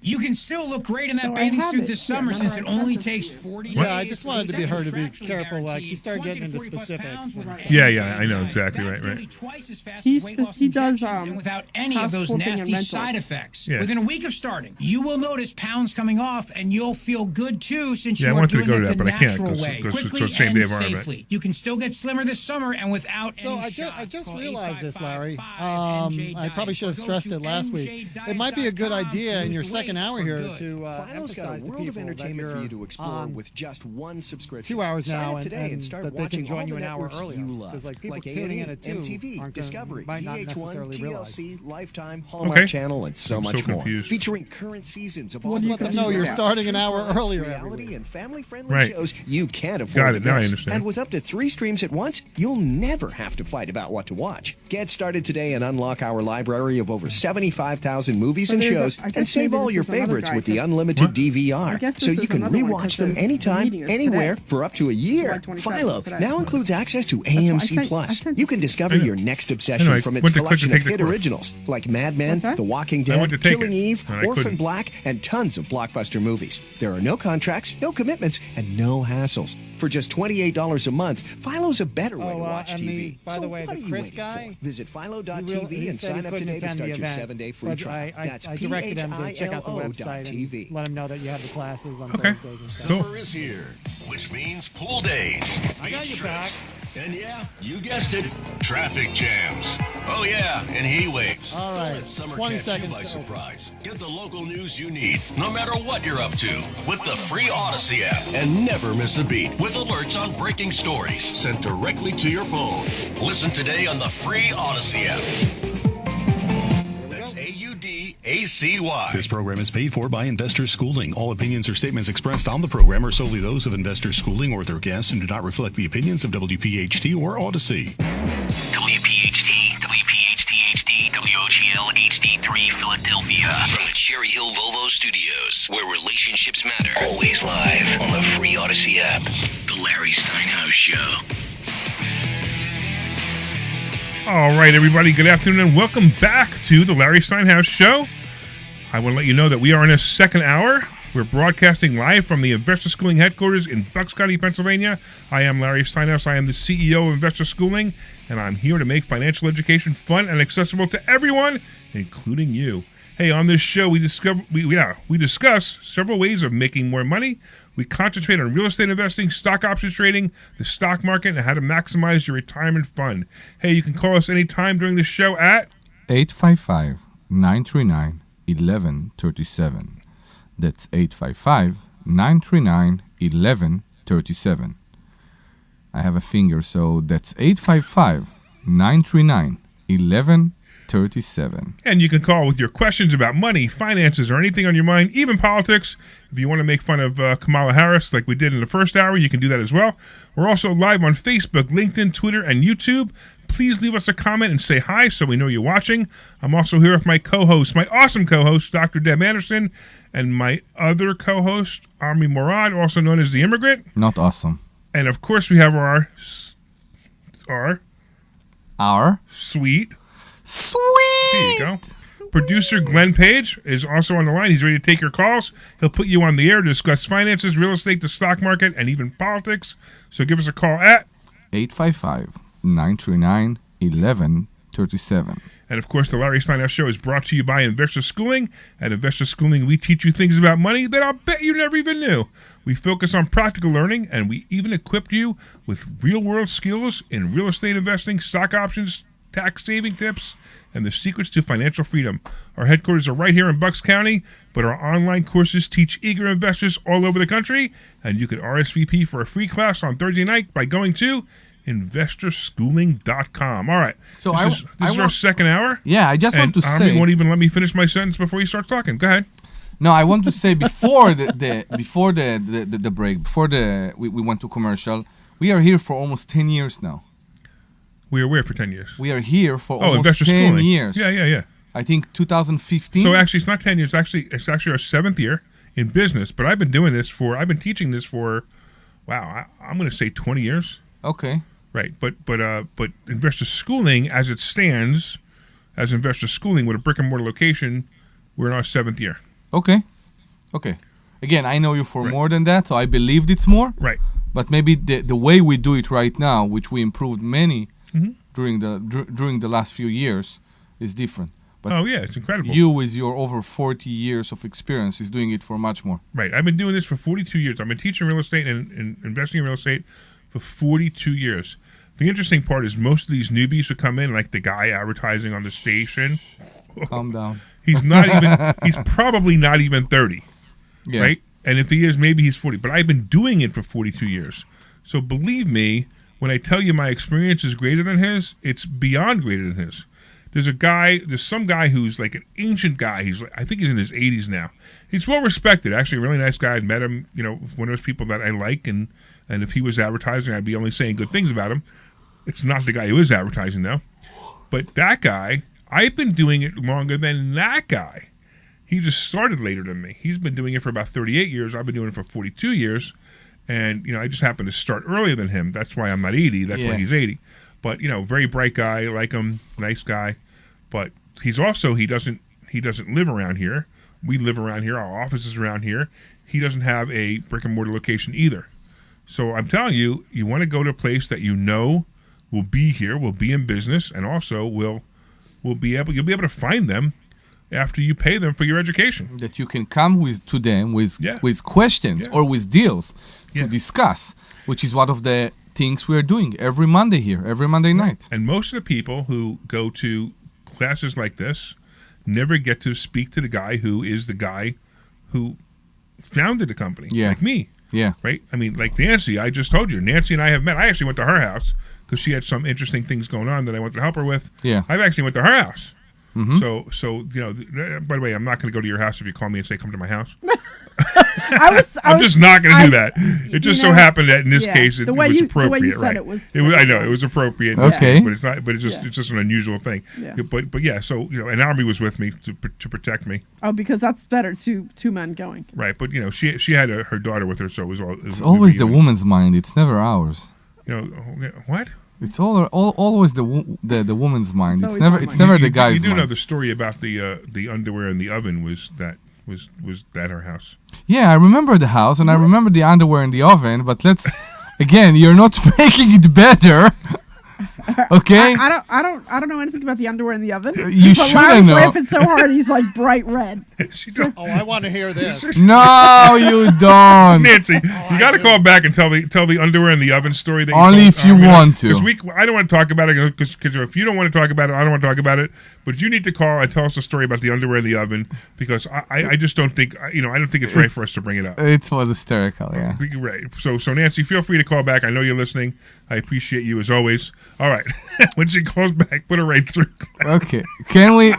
I don't know, but Larry is bright red. That's what's hysterical. Yeah, no, I was there. I know exactly why. My reaction to it is probably funnier than the real story, but it's funny that we're talking about it is what it really comes down to. All right. So I want to talk about being a landlord again. Can I bring a subject bring up? It up. Let's do it. So I want to talk to you about pets.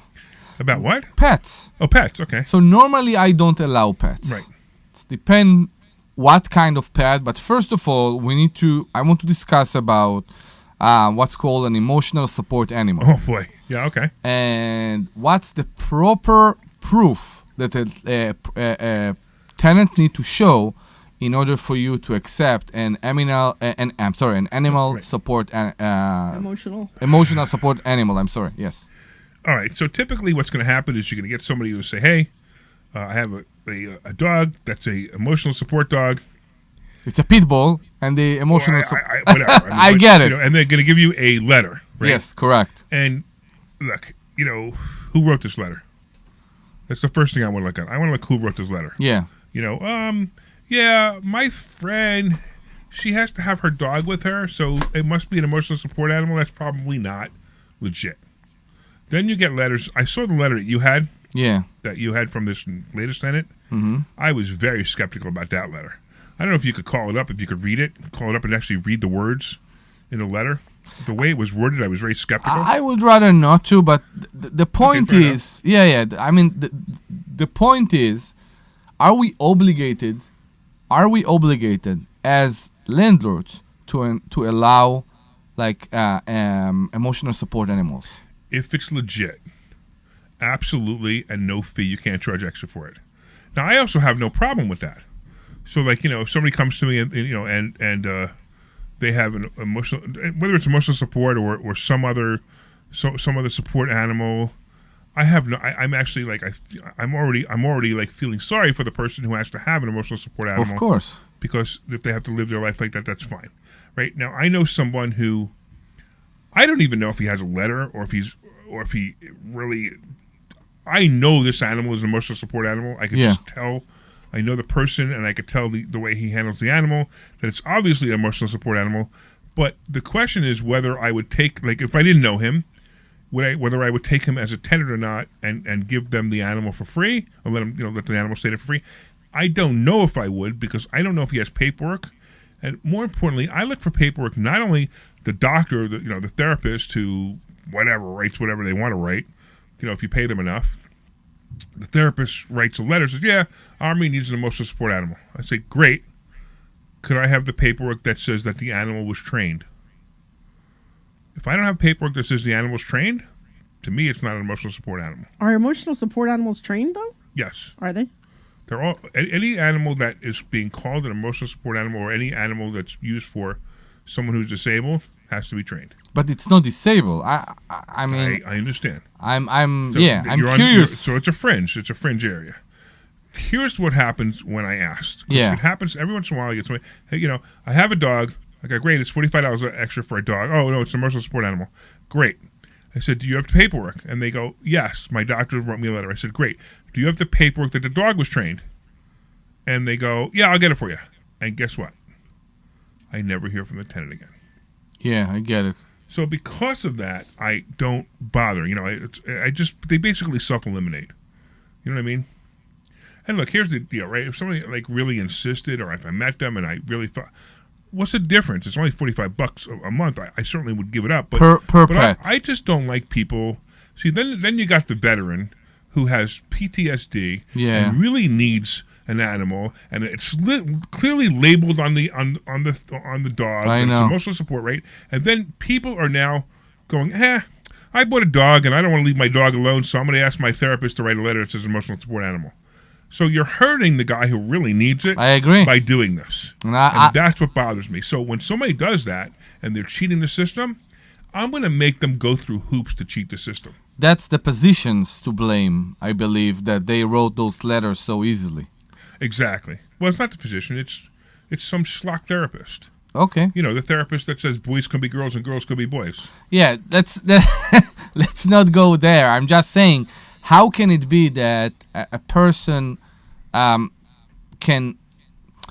Okay, I will refer that differently. Who say that what this animal can provide to you, a human being, is what you need? You understand? Well, whatever. I mean, I don't think I understand what you're trying to say. What is it you're trying to say? So he's basically saying, sometimes does the animal make the person happier, sadder? I mean, look, when I get around my dog always makes me happy until I go to sleep and he takes my side of the bed. Mm-hmm. Well, I think that the actual emotional. I mean, I've seen some of the PTSD dogs. They go up when their owner is really having trouble, and they snuggle and they help them get through whatever. Yeah. You know what I mean? And then you got people with epilepsy. Yeah, I mean that's real. That's real, right? Yeah, Where the dog knows what to do. Maybe it signals someone or protects the person. I mean, fine, that's all real. Yeah. You have somebody who's blind and needs a seeing eye dog. That's obvious. Yeah. So is it too much to ask for a letter that describe what's the problem? And you can't. That's it. You can ask, but they don't have to give it to you. Okay. Yeah, but they don't have to give it to you. A service animal. There's a difference between a service animal and an emotional support. Yeah. Animal. So the thing is, emotional support animal falls under the service animal category. And that's the problem. Yes, exactly. And so remember, a veteran with PTSD, that's emotional support. That's not service. It's service because they're all the same, but it's now called an emotional support animal. So that's where it becomes a little weird. Okay, because you said a seeing eye dog, that's clearly a service animal. Right, clearly, clearly exactly. a service animal. Right. Or like one of the ones who for the epilepsy or whatever, they're clearly service animals. And those I have, I mean, without even a doubt. But they're also you're going to see two things. You're going to see that the animal's trained, and you're also going to see that the person has paperwork. Okay. Right? And, just the letter that you got, I mean, I read that letter and I didn't believe it. I did right away. I said, there's no way this is real. So I would ask you, because you said that if it's an animal support, if it's an emotional support animal, you are not charging any fees. You can't. Okay. What about security deposit? I'm assuming you can't charge anything extra for that either. Okay. If it's not an emotional support animal, what do you do with security deposit? Okay, so now we're talking about regular pet fees. I'm trying to cover everything regarding pets. Okay, so let's talk about regular pet fees. So, I mean, you probably should have went backwards, but it's okay. So regular pet fees, I typically charge $45 per animal. A month. Right, extra per month. And I don't want 3 animals. Yeah. I'll take a dog and a cat, 2 dogs, 2 cats. I have taken 2 dogs and 1 cat reluctantly, but I'll do it. But I don't want 3 dogs. Okay. Look, typically the apartment that we're renting is what, 1,200 to 1,700 square feet? Yeah. 3 dogs and 2 humans don't belong cohabitating in a 1,700 square foot apartment. Whether they want to or not is up to them. I just don't want them in my house because I already know what that house is going to look like with 3 animals in there and what it's going to smell like when I get that apartment back. Yeah. I mean, there's no way that they're cleaning those 3 dogs on a regular basis, and there's no way that their dog hair isn't all over the place, etc. I'm sure I think the same thing about the 2 dog. Yeah, that's what I mean. So something, and then what I do also, a lot of the condos. Yeah. So I have a lot of condos. Association. The associations only allow 1 animal anyway. So there's my excuse. So they go, hey, do you allow pets? I go, how many do you have? I have 2. Oh, I'm sorry. The association only allows 1. And they're like, okay. And they're gone. They're off and running. And we go back to the emotional support. If it's an emotional support, not counted. it doesn't count. Right. So if they have an emotional support and they have another dog, the association can't fight that. Makes me totally skeptical, but I can only charge them for one. Okay. Now, if somebody comes to me and they have two dogs, it's $45 each dog. I probably will give them a discount, like maybe make it $60 or $70 for the two, because I'm just trying to not. I mean, it's kind of interesting because as a landlord, I make extra money if they have pets, right? Mm-hmm. So I like pets, but I don't like pets if they're going to do damage to the house. Yeah. So I have people moving in on Sunday. They got two dogs, and that's fine. So they would charge a little bit extra, and they're going to be moving in on Sunday. And how much do you charge in extra security, and if it's refundable? So I charge a $300 upfront fee as well. Per pet. You can do anything you want. I just happen to charge free. So I'm trying to. It's kind of weird. I'm trying to mitigate my loss and at the same time discourage the pet. Yeah, I'll take the pet with some fees and some extra money. So it's kind of like a balance. Okay. I've seen dogs do a lot of damage. Now, what's funny? I know. Cats do more damage than dogs do if the cat isn't trained properly. I know. Yeah, because so cats that miss or cats that miss the litter box will pee on the carpet, and the carpet will stink forever. Mm-hmm. I was looking at a house last night. I was looking at a house in Ruskin, Florida last night. Yeah. And I'm looking at the pictures of the house, and all the carpets are removed. It happened to be a corporate-owned house. It's probably a foreclosure. Yeah. And I'm looking at the pictures. I'm talking to a real estate agent on the phone, and all the carpets are removed. And I said, "Why are all the carpets removed?" She looks up in the agent's remarks. There were cats in the house, and all the cats were peed on. All the rugs were peed on, and the whole house. And they were trying to get the smell of the cats out. And we have a student who says, "If it smells like pee, it's probably like cat pee. If it smells like cat pee, it's probably for me." Right, exactly. So that's an interesting thing. He tells real estate agents if they ever come across a house that smells like cat pee, he'll buy it. They should call him immediately because he likes those because he gets discounts on them. Yeah. So I'm trying to use that same leverage on this house that I saw in Ruskin, which we'll talk about. Okay. There's one little problem with this house. It's actually a really good price, but the foundation is cracking. And she said... It's a small problem. Well, and she said, this is the real estate agent, she goes, in that area, there's a lot of sinkholes. Oh, wow. So the house could fall in. So you can come one day and I'm not sure if there's insurance that covers that. But she's doing some research for it because I was about to put an immediate offer on this house because I thought it was worth at least $100,000 more than it was listed for. So the second floor can be in a basement every minute. No, just remember this is on a slab because it's in Florida. That's why I said most houses have no basements. The second floor can be a basement at any given minute. Right, exactly. Right. So it could be interesting. All right. So that's my story on pets. That's what I do with pets. Okay, so you said $300 extra Upfront. security, and that's not refundable. Not refundable. Okay. And then $45 a month. So I've been running into a problem lately, and I think we talked about this a little while ago, but I have this one property that I'm trying to rent out, and I have noticed an uptick in people being interested in properties to come out and look, and then I make the time for them to come out, and then they don't show up. How many do you book at the same time? So we know what property this is, and I'm not going to get into it. Yeah. So it's not as easy to do it that way, and I have a tenant there who will show it. Right. But and I hooked them up, and then they do it, and then a couple people who were actually really interested, and then they ended up not showing. So I was wondering, and I had a thought about, and I did it actually at a place in Philly, one of my places in Philly. When I did do it, everybody has to show up at this time, Right. 5 people or whatever, and I would charge them $25, and then I'd give it back to them the minute they walk in the door. They would hang up on you. They would hang up on you immediately. So here's what you should do. I'm not sure. You asked them $25 Yeah, because they show say, them the place. Yeah, but I just because what happens is that I make the arrangements for them to come, and then they never show up, and then it's and to show obligation. I understand. Yeah, and it's starting to really become a problem. Let's talk about the conversation you have with them on the phone. All right, let's role play. You ready? No, Ring. I do. Okay. I do what you say. The only thing that I'm not doing is showing it all at once for this one That's place. it. I will be showing the place Sunday morning at 10 o'clock. Can you make it? No? Okay, listen. If it's still available, call me on Monday, and I'll make another time for you. That's it. Done. Boop, gone. Right? I'm showing the place Sunday at 10 o'clock. Great. The first person who shows up and gives me 1 month rent, I will hold it for them. So my suggestion is bring a checkbook with you and be prepared to write me a check for 1 month rent. I'll hold it for you. Then I'll run your credit. By the way, where will I find your credit? And if, blah, blah, blah, I'll have that conversation. But I want to explain to you what I'm doing here, right? Then the next person calls. And they say, hey, can I see the place? Yes. I'm showing it at 10 o'clock on Sunday morning. First person to give me a 1 month check gets to hold it. Next person, I'm showing the place. Can you show it tonight? No. Can you show it tomorrow? No. Can you show it 3 weeks from now? No. Can you show it Sunday at 11 o'clock? No. I'm showing it at 10 o'clock. There is one time to see it. That's it. If you need a place and you want to rent a place that badly, you'll be there. You'll figure out a way to get there at Sunday at 10 o'clock. Can I be there at Sunday at 10:30? If I'm still there. Right? 11 o'clock, no. 10:30, I might still be there.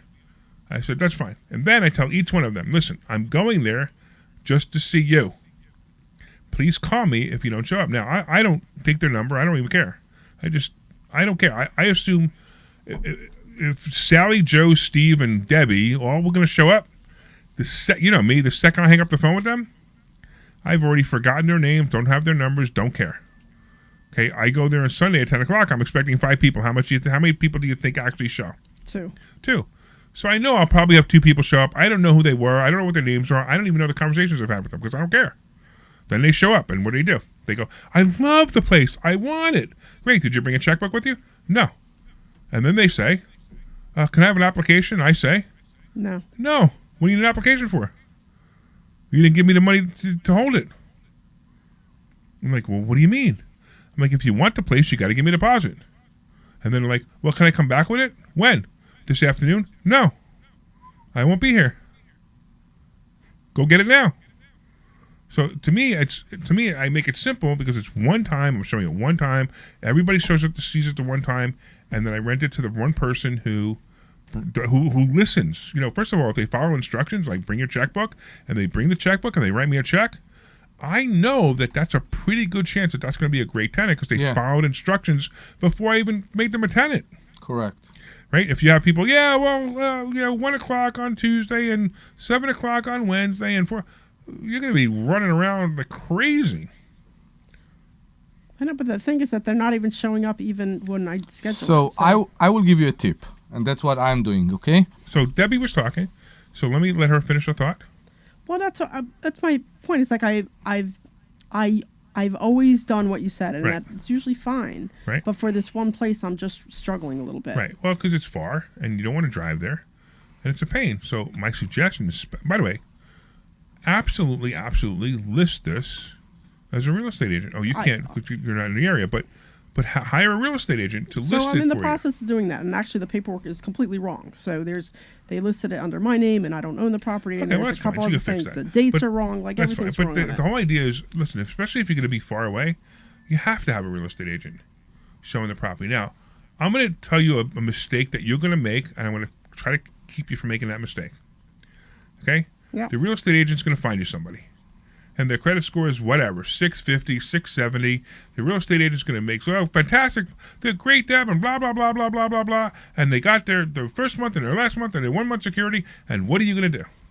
I want to meet them. Oh, good. You're not going to make the mistake then. Absolutely meet them. That's one of the things you must do. Even if you hire a real estate agent to list your project. Or a management company, I told gotta them, meet them. Always. I told them when I spoke to them, and I put it in the email that it's a requirement that I meet these people. Right, but you don't have to say that.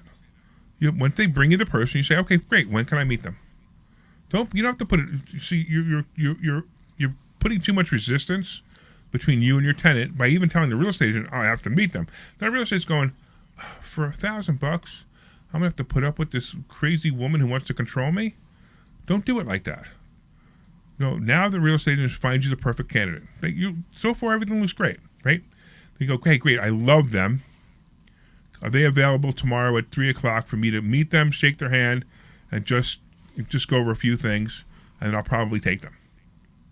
It's a lot different than saying, in your email, you're saying, hey, by the way, I won't take any tenants unless I meet them. Now, The real estate agent is like, I don't know, when did she going to meet him? She's going to meet him before the application, after the application, before I like them, just forget it. Take that out. Don't tell a real estate agent that. Just when they find the perfect tenant, they says, okay, great, everything's great, I just want to meet them. When can we arrange that? You got it? All right. Too much in the way. All right, so we talked a whole bunch of I know. tenants. I just want to add something. I also do a showing, and I also post it in the ad, and I'm saying I will be on Saturday, the 22nd, something like that. One second. And I put in the ad, in order to confirm arrival, you need to text me your full name and the hour you wish to come. And I do that even with people that call. People call me and said, I want to be there and this and that time. If it works for me, if the contractor is there, if I'm there, I said, no problem. In order to confirm arrival, please text me your full name and the hour you wish to come. And that way I have a list of people on my phone that I see their name and what time they will be there. And it's more organized to me. And I'm not waiting for somebody. Do you have them all come the same exact time? In an hour difference. I'm doing like a showing between 10 and 11. Okay. Tell me exactly when they will be there. 11 o'clock. Yeah. I don't even want to be there till 11 o'clock. Okay. I want to be there from 10 to 10:15. Nobody shows up when I'm gathered there. Okay. That's one. Between 10 and 10:15, somebody gave me a check. I'm out of there. Okay. Because I don't want to stay there that long. But that's okay. My way is different, and my way I've been doing it for 42 years. And the reason I've been doing it that way is because it eliminates the problems. Yeah. I can't. Nothing gets done until they give me a check. I don't care. They're not a tenant. They're not even considered as a tenant. And I don't need to remember anybody's name. I don't need to think about anybody. I don't really care. They come to me on, like I said, Sunday at 10 o'clock. They see the place, and they call me on Monday, and they say, hey, I'm really interested in the place that I saw. I go, who are you? I'm Marie. Oh, okay, great. Said, if it's still available, okay, great. Can you send me right now? Can you send me a check for $2,000, which is the first month rent? Can you send me Zelle or whatever? Yeah. Well, no, I'm still okay. Well, what do you need to know? Blah blah blah blah. Can I see it again? No. I'll let you know when I'm showing it again. Okay. I'm just. And do you actually contact them and said I'm showing it again? Well, if it didn't maybe work, by then I've already said, okay, fine. Maybe by then I set up a time and say, okay, yeah.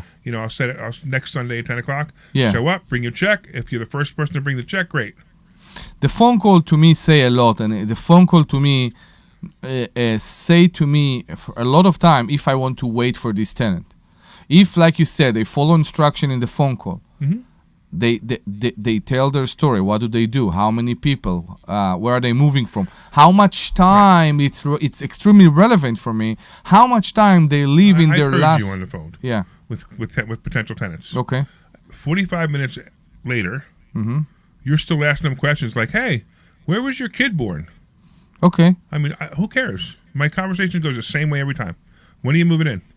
I'm not, if they say, well, I'm not looking to move until September. Or, okay, September might not be right now. I'm not looking to move in until November. Great. If it's call me back in November if it's still available. I'm done. There's no further conversation. I'm done. Agreed. Right. I'm thinking about moving in 2 weeks. Great. Why? What's going on? Blah blah blah. They quickly tell me. Great. Okay. Great. I need first month, last month, and 1 month security. So if it's $2,000, I need $6,000 to move in. Is that okay? And some say no. Some say yes. If they say yes, I say, okay, great. I said, then I will say, then I'll say, okay, what I'm going to do is I'll be showing it Sunday at 10 o'clock. My suggestion is bring your checkbook, because the first person to give me 1 month rent check, I take it off the market and hold it for them. So if you really want the place, bring your checkbook and prepare yourself to write me a check for $2,000. Yeah. At that point, I run your credit. By the way, what am I going to find in your credit? And they're going to tell me. Well, my credit's great, my credit's terrible, whatever story it is, I don't care. Yeah. I don't care. All right? So great, I will see you at 10 o'clock on Sunday. Don't forget to bring your checkbook. Yeah. And that's it. I don't even remember their name. I'm done. Sunday at 10 o'clock, whoever shows up. I now it's funny. I have them walk in, and they go, hi, how are you? And they say whatever their name is. I don't even know. I forgot. I shake their hand. I say, go walk around. See what you think. And if they have a kid, I always say the same thing to the kid. Go choose your room. I say, go pick your room. Yeah. because it's just fun to say it, right? I say, go pick your room. They always smile because the parents like the fact that you're interacting with their kid, or it's just nice. I'm being nice. They go around the whole thing. They come back down. They go, okay. I go, what do you think? They go, I want it. I say, great. Write me a check for $2,000. Oh, I didn't bring my checkbook. I said, oh, that's a shame because there's 5 more people coming, and if one of them gives me a check for $2,000, it's theirs. But can I have an application? No. Let me know if you want it. See ya. Bye. Yeah, I know. And then sure enough, somebody else walks in. And I go through the same thing with them. And then the people who are serious and follow instructions write me the check. All right, let's do this. Let's take a quick commercial break, and we'll talk about this some more on the other side. This is Larry Steinhouse of Investor Schooling. Did you know we are having a full one-day event on August 17th? It's called the Money Hacks event. You want to come to this event and you will learn how to become your own bank, how to invest in real estate without any money. You will learn the stock market and you will learn how to build credit for cash-flowing assets and so much more. It's a full day packed with information. Use the code 1210, that's 1210, to get a 50% discount on the ticket. Go to 4mmw.com, that's 4mmw.com, and register today. This is Larry Steinhouse with Investor Schooling. Do you know when the best time to buy investment properties is? It's now. It's always now. You just need to learn how to buy them correctly. Go to investorschooling.com and sign up for a complimentary class this Thursday night and learn how to buy investment properties and make money every time. That's right. Larry, that's what we teach. We teach how to buy investment properties and make when money you were every talking about time. BlackRock, Go to investorschooling.com you were saying, like, and worry about RSVP your right own now. economy. The class this Thursday night at 7 o'clock. I understand that's what you're kind of getting at, but isn't the concern that, like, this is Larry Steinhouse with not that there's anything you can do about it necessarily, but isn't the concern that BlackRock is inflating the market value of houses? Yeah, they're also going to deflate the market value as well. Learn how to do it right, and that's what we teach. I know that. Investor Schooling, we sell nothing but education. Come to Investor Schooling and learn how to have a better retirement. I mean, go to is there some concern that might come off as a big glib? It doesn't affect you and me. Go to investorschooling.com. It's going to affect your shareholders. Investorschooling.com.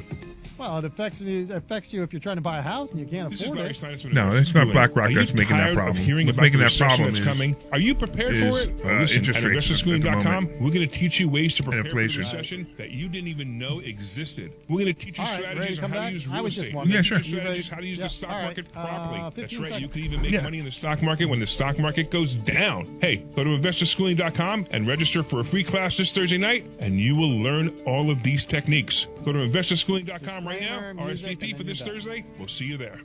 This program is paid for by Investor Schooling. All right, welcome back, everybody. Welcome back to the or the. Is it the or the? Well, either way is correct. Okay, it's the Larry Steinhouse Show, and I'm here with my wonderful co-host, Dr. Deb Anderson, and also here with Omri Morad. I love how you look at me when you say, my co-host, Dr. Deb Anderson, and you don't even look at Omri when you're saying that. And I'm here with Omri Morad, too. And, of course, the sweet Glenn Page, who will take your call and also give you free tickets to the Money Hacks event. If you call in, you get free tickets to the Money Hacks event. Why are you calling? Why isn't anybody calling? Because it's a nice day out? Because you haven't said the phone number, actually, in a while. We haven't said the phone number in a while. What's the phone number? 855-939-1137. That's 855-939-1137. That's 855-939-1137. Something going on with your hand? You have to keep going. Keep going. Okay. That's 855-939-1137. I heard Glenn, and yet I will say it again. That's 855-939-1137. Sorry, I'm laughing. Why are you laughing? Tell us about that. Why are you laughing and saying the phone number? I can't say everything. I can't say everything I'm thinking all the time. Is that a nervous? What do you get the volume turned up in the control room? You just kept when you told him to keep going. The thought in my head was you're almost there. When you told Omri to keep going. What's going on today? And I thought Omri had a dirty mind. Well, you asked. I wasn't even thinking that. I wasn't even sure where he was going. So interesting how I didn't even go. I know it. I can't believe you. I mean, but I can't believe that you didn't understand what Glenn. Because you know why? Because we're not used to Glenn, the sweet Glenn Page. Yeah, I guess acting that way. Yeah, I guess when Glenn's talking, like I don't. That's not where my mind right. goes You don't at all. expect Glenn. You don't expect Yeah. the Glenn going to the sexual deviant mind. Yes, no, Yeah. I don't expect that at all. Like that's why I'm like, what does he mean? I don't get it. So. And yet, that's 855-939 You're a whole new person now, 1137. And you can get free tickets to the Money Hacks event, and you can call and have a conversation. Let's have some fun, right? Let's talk about That's why we're anything and here. everything that you want to know about money, landlording, whatever it is that you want to know. Yeah. We're here to talk to you about it. So if you're a landlord, give us a call. If you're having trouble with a tenant, give us a call. If you don't know what to quite do to how to buy houses, give us a call. We'll teach you that too. If you're afraid from the stock market, give us a call. Yeah, sure. All right. So I put a post up the other day on Facebook, Mm-hmm. and I said if you're following the stock market, you can see a recession beginning. All right. Now there was a whole bunch of comments. Of course, for some reason people thought it was a political comment, and it really wasn't a political comment. It's just certain things that I'm seeing in the stock market right now are making me see that a recession is coming. Yeah. All right, so AAL, one of the stocks that I invest in, American Airlines, had a United Airlines and the other airlines also all came out with reports saying that their future sales look like they're down. Yeah. So this means that what's happening is people aren't flying as much. They're the pent up demand of the scamdemic. It's over. Right? All the people who didn't fly for 2 years, they're done flying. Now things are getting back to normal, but they're starting to see that they're not booking as much as they used to book.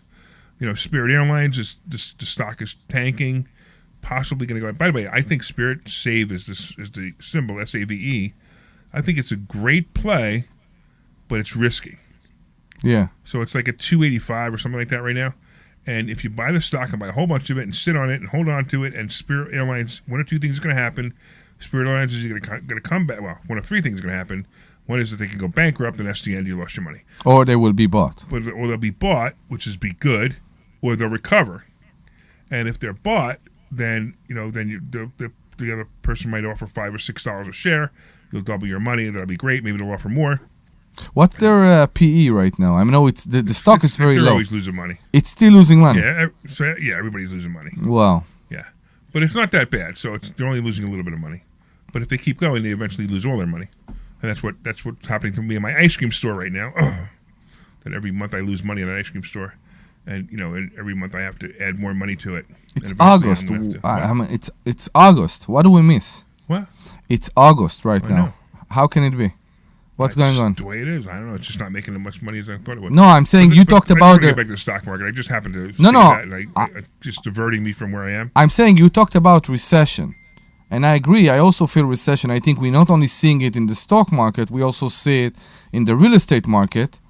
And now you mentioned the ice cream store. You think it's going to be that bad that people won't even be in a position that they will go and buy ice cream? You think I think the ice cream store has other problems. Yeah. That has nothing to do with that. Okay. And we'll get through them. It's just it's only 1 year, so it is what it is. But let's just go back to so AAL. So people, Sure. And also housing market is starting to crack a little bit. Actually, it's starting to crack a lot now, where it's swinging over to a buyer's market. Yeah. All the articles are saying the same. Interest rates are actually starting to come down. Refinances are not that frequent anymore. Mm-hmm. So there's a whole bunch of different things that are signaling me that a recession is coming. Now, we did have an actual recession.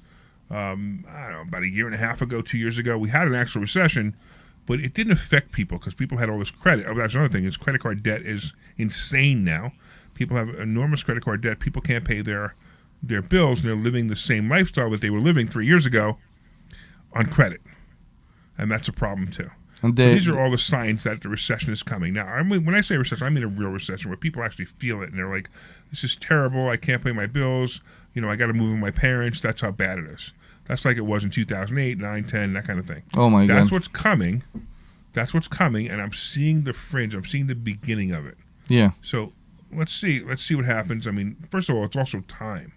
It's about time. What do you mean? Hold on. We do have Matt on the line. What's going on, Matt? Matt, you there? You there? You there? Yeah. What's going on, man? Oh, yeah. How about a month ago, I went to Hawaii, And then I came back and I listened to the Saturday lineup, and the show that was normally on between 1 and 2 is gone, and you've expanded to 2.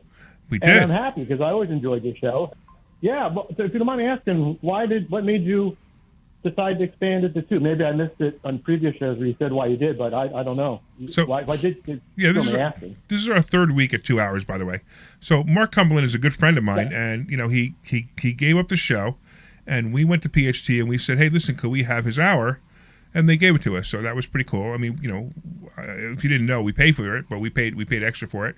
So Mark gave up the show. And actually, I was actually surprised. Mark was on the air for like 12 years, I think it was. Was he? I don't know. Yeah, something like that. And I was surprised he gave it up, but it is what it is. Good news in real estate, right? Yeah, good news in real estate, right? Yeah, right. That's what it was. Yeah, Mark's a great guy. Mark has. Go ahead. And like you said, it was pre-recorded. I mean, I found it amusing to listen to, and he told good stories and he had banter. And speaking of which, your ads are all over. Like I listen to PHT all the time. So from the Kale show to Dom to Rich's show, like your ads are all over the place. And I like when you're taking the shots of like saying you got the best radio show. No one's listened to it. The witty banter between Omri, Dr. Deb, and yourself. Like, I mean. Your next step is just to buy WPHT, man. You're on a roll. Woohoo! We probably could buy WPHT. They went bankrupt anyway. Listen, we can't ignore we can't ignore your achievement. You just said my name right. We know. And you know who bought WPHT? You know who? Yeah, George Soros and his son. That's right. That's right. Soros made a big investment in WPHT. That's probably why. That's probably why Cumberland left. But you're making the biggest investment. I mean, I know it's money out of your pocket, so I'm glad. Hopefully, if you mind me asking, does it pay off for you? Well, wait. Have you been to our class yet, Matt? Have you been to our class yet? I have not. Are you coming this Thursday? I could. Well, if you come to class this Thursday, then it paid off. If you don't come to class this Thursday, then you have to send us a check for, I don't know, how much you want to charge them? $10,000? You could or you should. You should, Matt. You should. Not you could, you should. So just like everybody else, Matt, go to investorschooling.com and sign up for a free class. By the way, do you want free tickets to the Money Hacks event? When is that? Where That's is it? August 17, and it's a full day Saturday, event. August 17th, full day event. We'll give you free tickets. Free. See, there you got. Yeah, see, there's nothing free. There's one thing I know. Nothing is free. Like free shipping. There's always built in the cost. Okay, I'll tell you what. I will give you free tickets, and when you come, I'll even give you lunch for free. Sure, why not? Good. Thank but wait, you. If you don't show up, it's $100. If you don't show up, it's $100 a ticket. So how many do you want? Just one for myself. Okay, beautiful. All right, man. Anything else exciting going on? Is this out in Langhorne? Yes. Yeah, Langhorne. Yeah. Where are you? Oh, you're Center City. That's right. Okay. Yeah, I'm in Center. Okay, cool. I'm in Center City. So I can take a train now. Excellent. All right, so this is what you do. Yeah, there you go. Well, I don't know if you can take the train out because the train doesn't come right to our office. You probably want to drive or take an Uber. Yeah, I have to take an Uber. Yeah, very close. Yeah. Well, I'm pretty industrious. I'm very frugal. Let's put it that way. So I'm So Matt, where? Free radio. So check this out. You want to be frugal? You're gonna get a free ticket. You're gonna have a free education, and you're gonna get free lunch. So how much more frugal? How much more do you want a frugal person to have? Well, it's pretty good. I took your book that you signed and sent to me. I sold up on eBay for $20 a couple months ago. So did you really? I'm just messing with you. I did not. No, if you did, I was going to charge you. I was going to charge you $40 for it. I'm like, wow, that's like terrible. It's so insulting. All right. Well, so where are you going to be on August 17, Matt? I'm going to be on the train, and then I'm going to be biking out to the event. Okay, amazing, great. So stay on the line, and Sweet Glenn is going to take your. It's only good coming from my mouth. So you say it, Glenn. Sweet Glenn. Like Glenn's sweet. Like he's very sweet. But I don't think it works so well with you guys. So we have to. I know we're making fun of you. No, I know, but Glenn is sweet. He's a sweetheart. He's sweet. He's very sweet. All right, so Sweet Glenn, take Matt's information. What's that? Sorry. is there going to be a meet the immigrant part of the thing? Of course. Yeah, you can meet the. You can meet the immigrant. We should do a meet the immigrant party. Oh my God, great. that That would be sound racist. We should. Yeah, You know what we really totally. should do? We should do a GoFundMe for you for getting to get your immigration status to be legal. Oh, that's an idea. You see, this country is going so bad. All right, Matt. Sweet Glenn's going to take your information, and hopefully we will see you in 2 weeks. We will see him in 2 weeks. Not Hopefully, hopefully. yeah, exactly. We will see him in 2 Well, weeks. We'll see. We'll see what he does. Who He knows, will. Right? All right, where are we? We got about 15 minutes left of the show, and we're now 2 hours, and we're doing pretty well in 2 hours, aren't we? I know. We are intrigued. I'm actually liking it because it gives us time to have conversations instead of being rushed from I one know. topic to another. Especially when people call, we very much like to interact with other people. Yes, we need more people to call. What I number should agree. they call? 855-939-1137. That's 855-939-1137. Please call us. So I also wanted to make a mention. There's a couple people online that I haven't said hello to yet.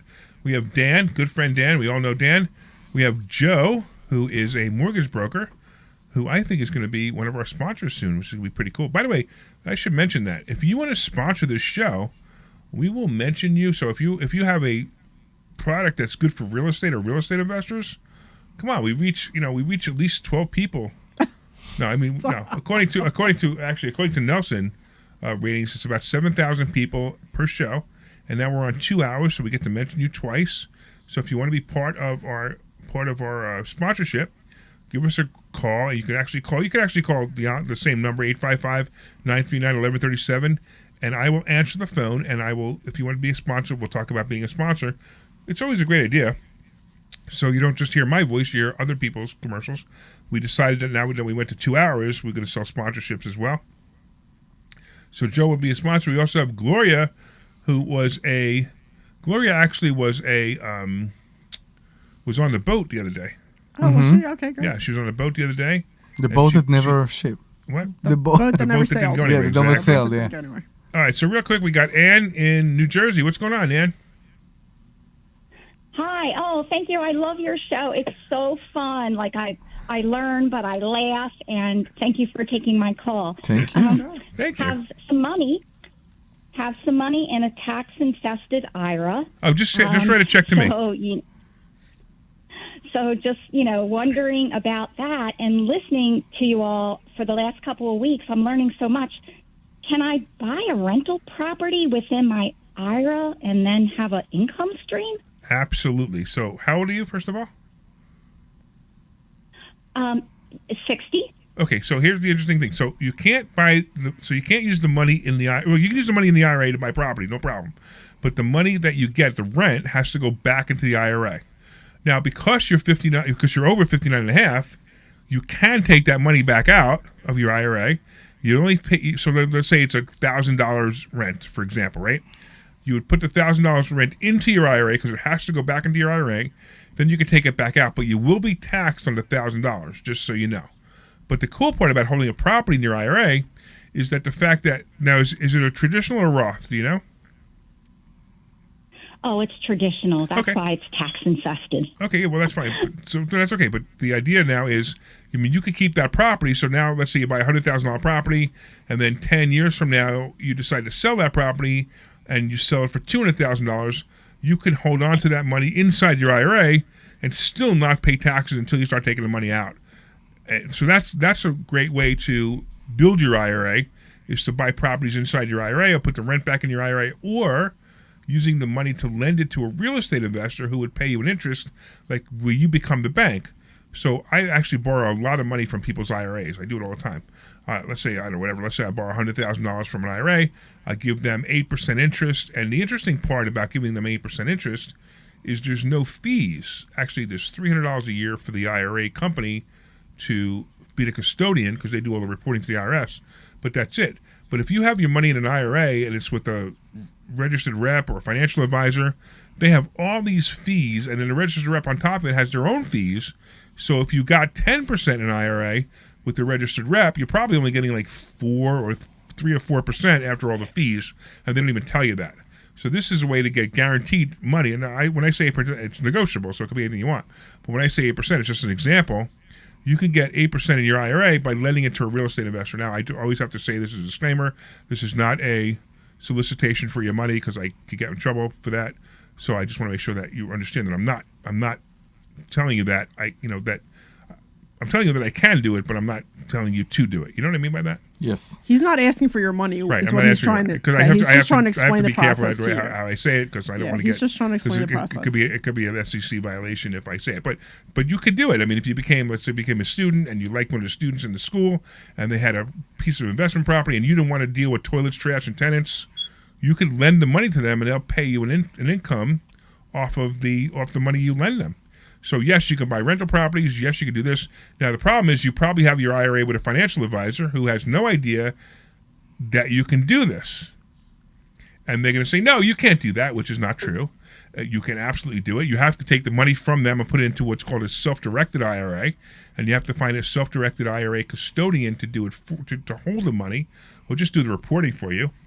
And now the interesting part, and I think I've mentioned this before, I don't know if you've ever heard this before, but registered reps and financial advisors basically, by law, have to lie. And I say this all the time, and I give this example. You just came to me and you asked me a question, and I'm not a financial advisor, I'm not a registered rep, but I can give you the honest truth. I could tell you that, number one, I could tell you that you could put your money in, you could use your money to buy properties. They can't even tell you that. So basically, if they have 5 things that they do, and it drives me nuts, because even like the show After Hours, where the guy, all he's doing is selling annuities. But but if he has 5 products, and that's why he sells 5 products, and he does this whole analysis with you, spends 2 hours with you, and says, Ann, I've got the greatest product for you. It'll solve all your problems. It's investing in real estate in your IRA, but I don't do that. So I'm not going to sell you anything, and I'm going to give you Larry Steinhouse's phone number. Go do it with him, right? If he does that, and he says that, I wouldn't pay him anything. It doesn't matter. He now can actually lose his license because of something called selling away.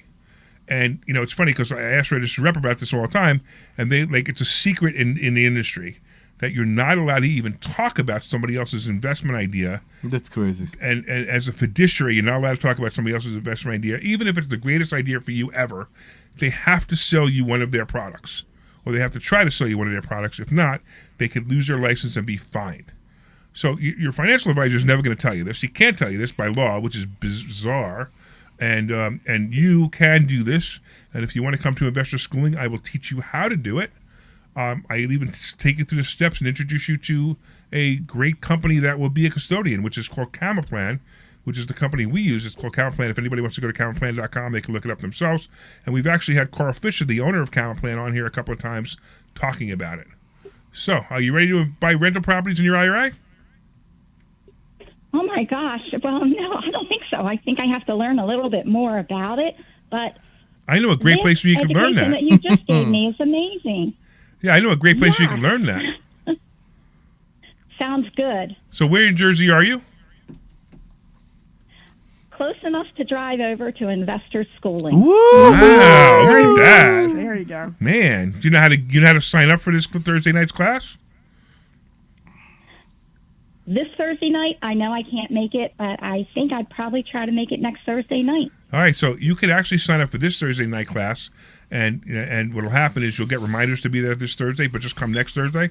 But the sooner you sign up, the sooner you take action, the sooner you're going to change your life. Sounds good. Sounds really great. And be very happy to see you. The education is so helpful. I'm glad. Yeah, I'm glad you enjoy the show. Much. So do you agree with my assessment? Do you agree with my assessment with Jim Cramer? The show is like Jim Cramer meets Howard Stern.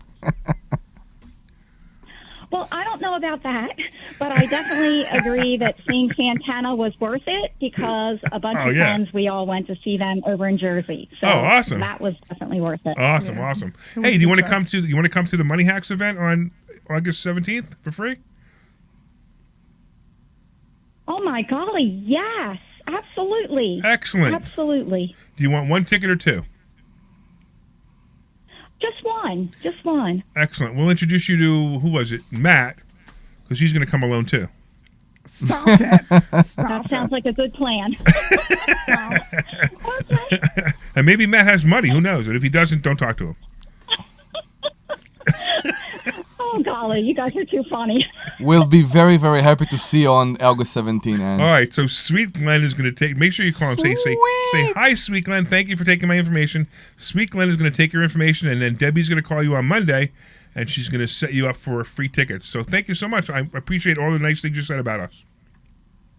Thank you. All right, have a great day. Bye-bye. All right. Thank you. All right, we got a few more minutes, guys. What do you want to talk about? I actually want Glenn to come on because here we're, Well, he's in the middle of taking once Ann's he's done, information. once he's done taking all that, because we keep saying sweet, and I think Glenn is sweet, but maybe there's a term that he would prefer over something else. It depends on who's calling him. Yeah, and we That's can't. what I'm saying. Like why don't you see what he wants to be called? You know what I mean? Maybe there's something he's thinking of.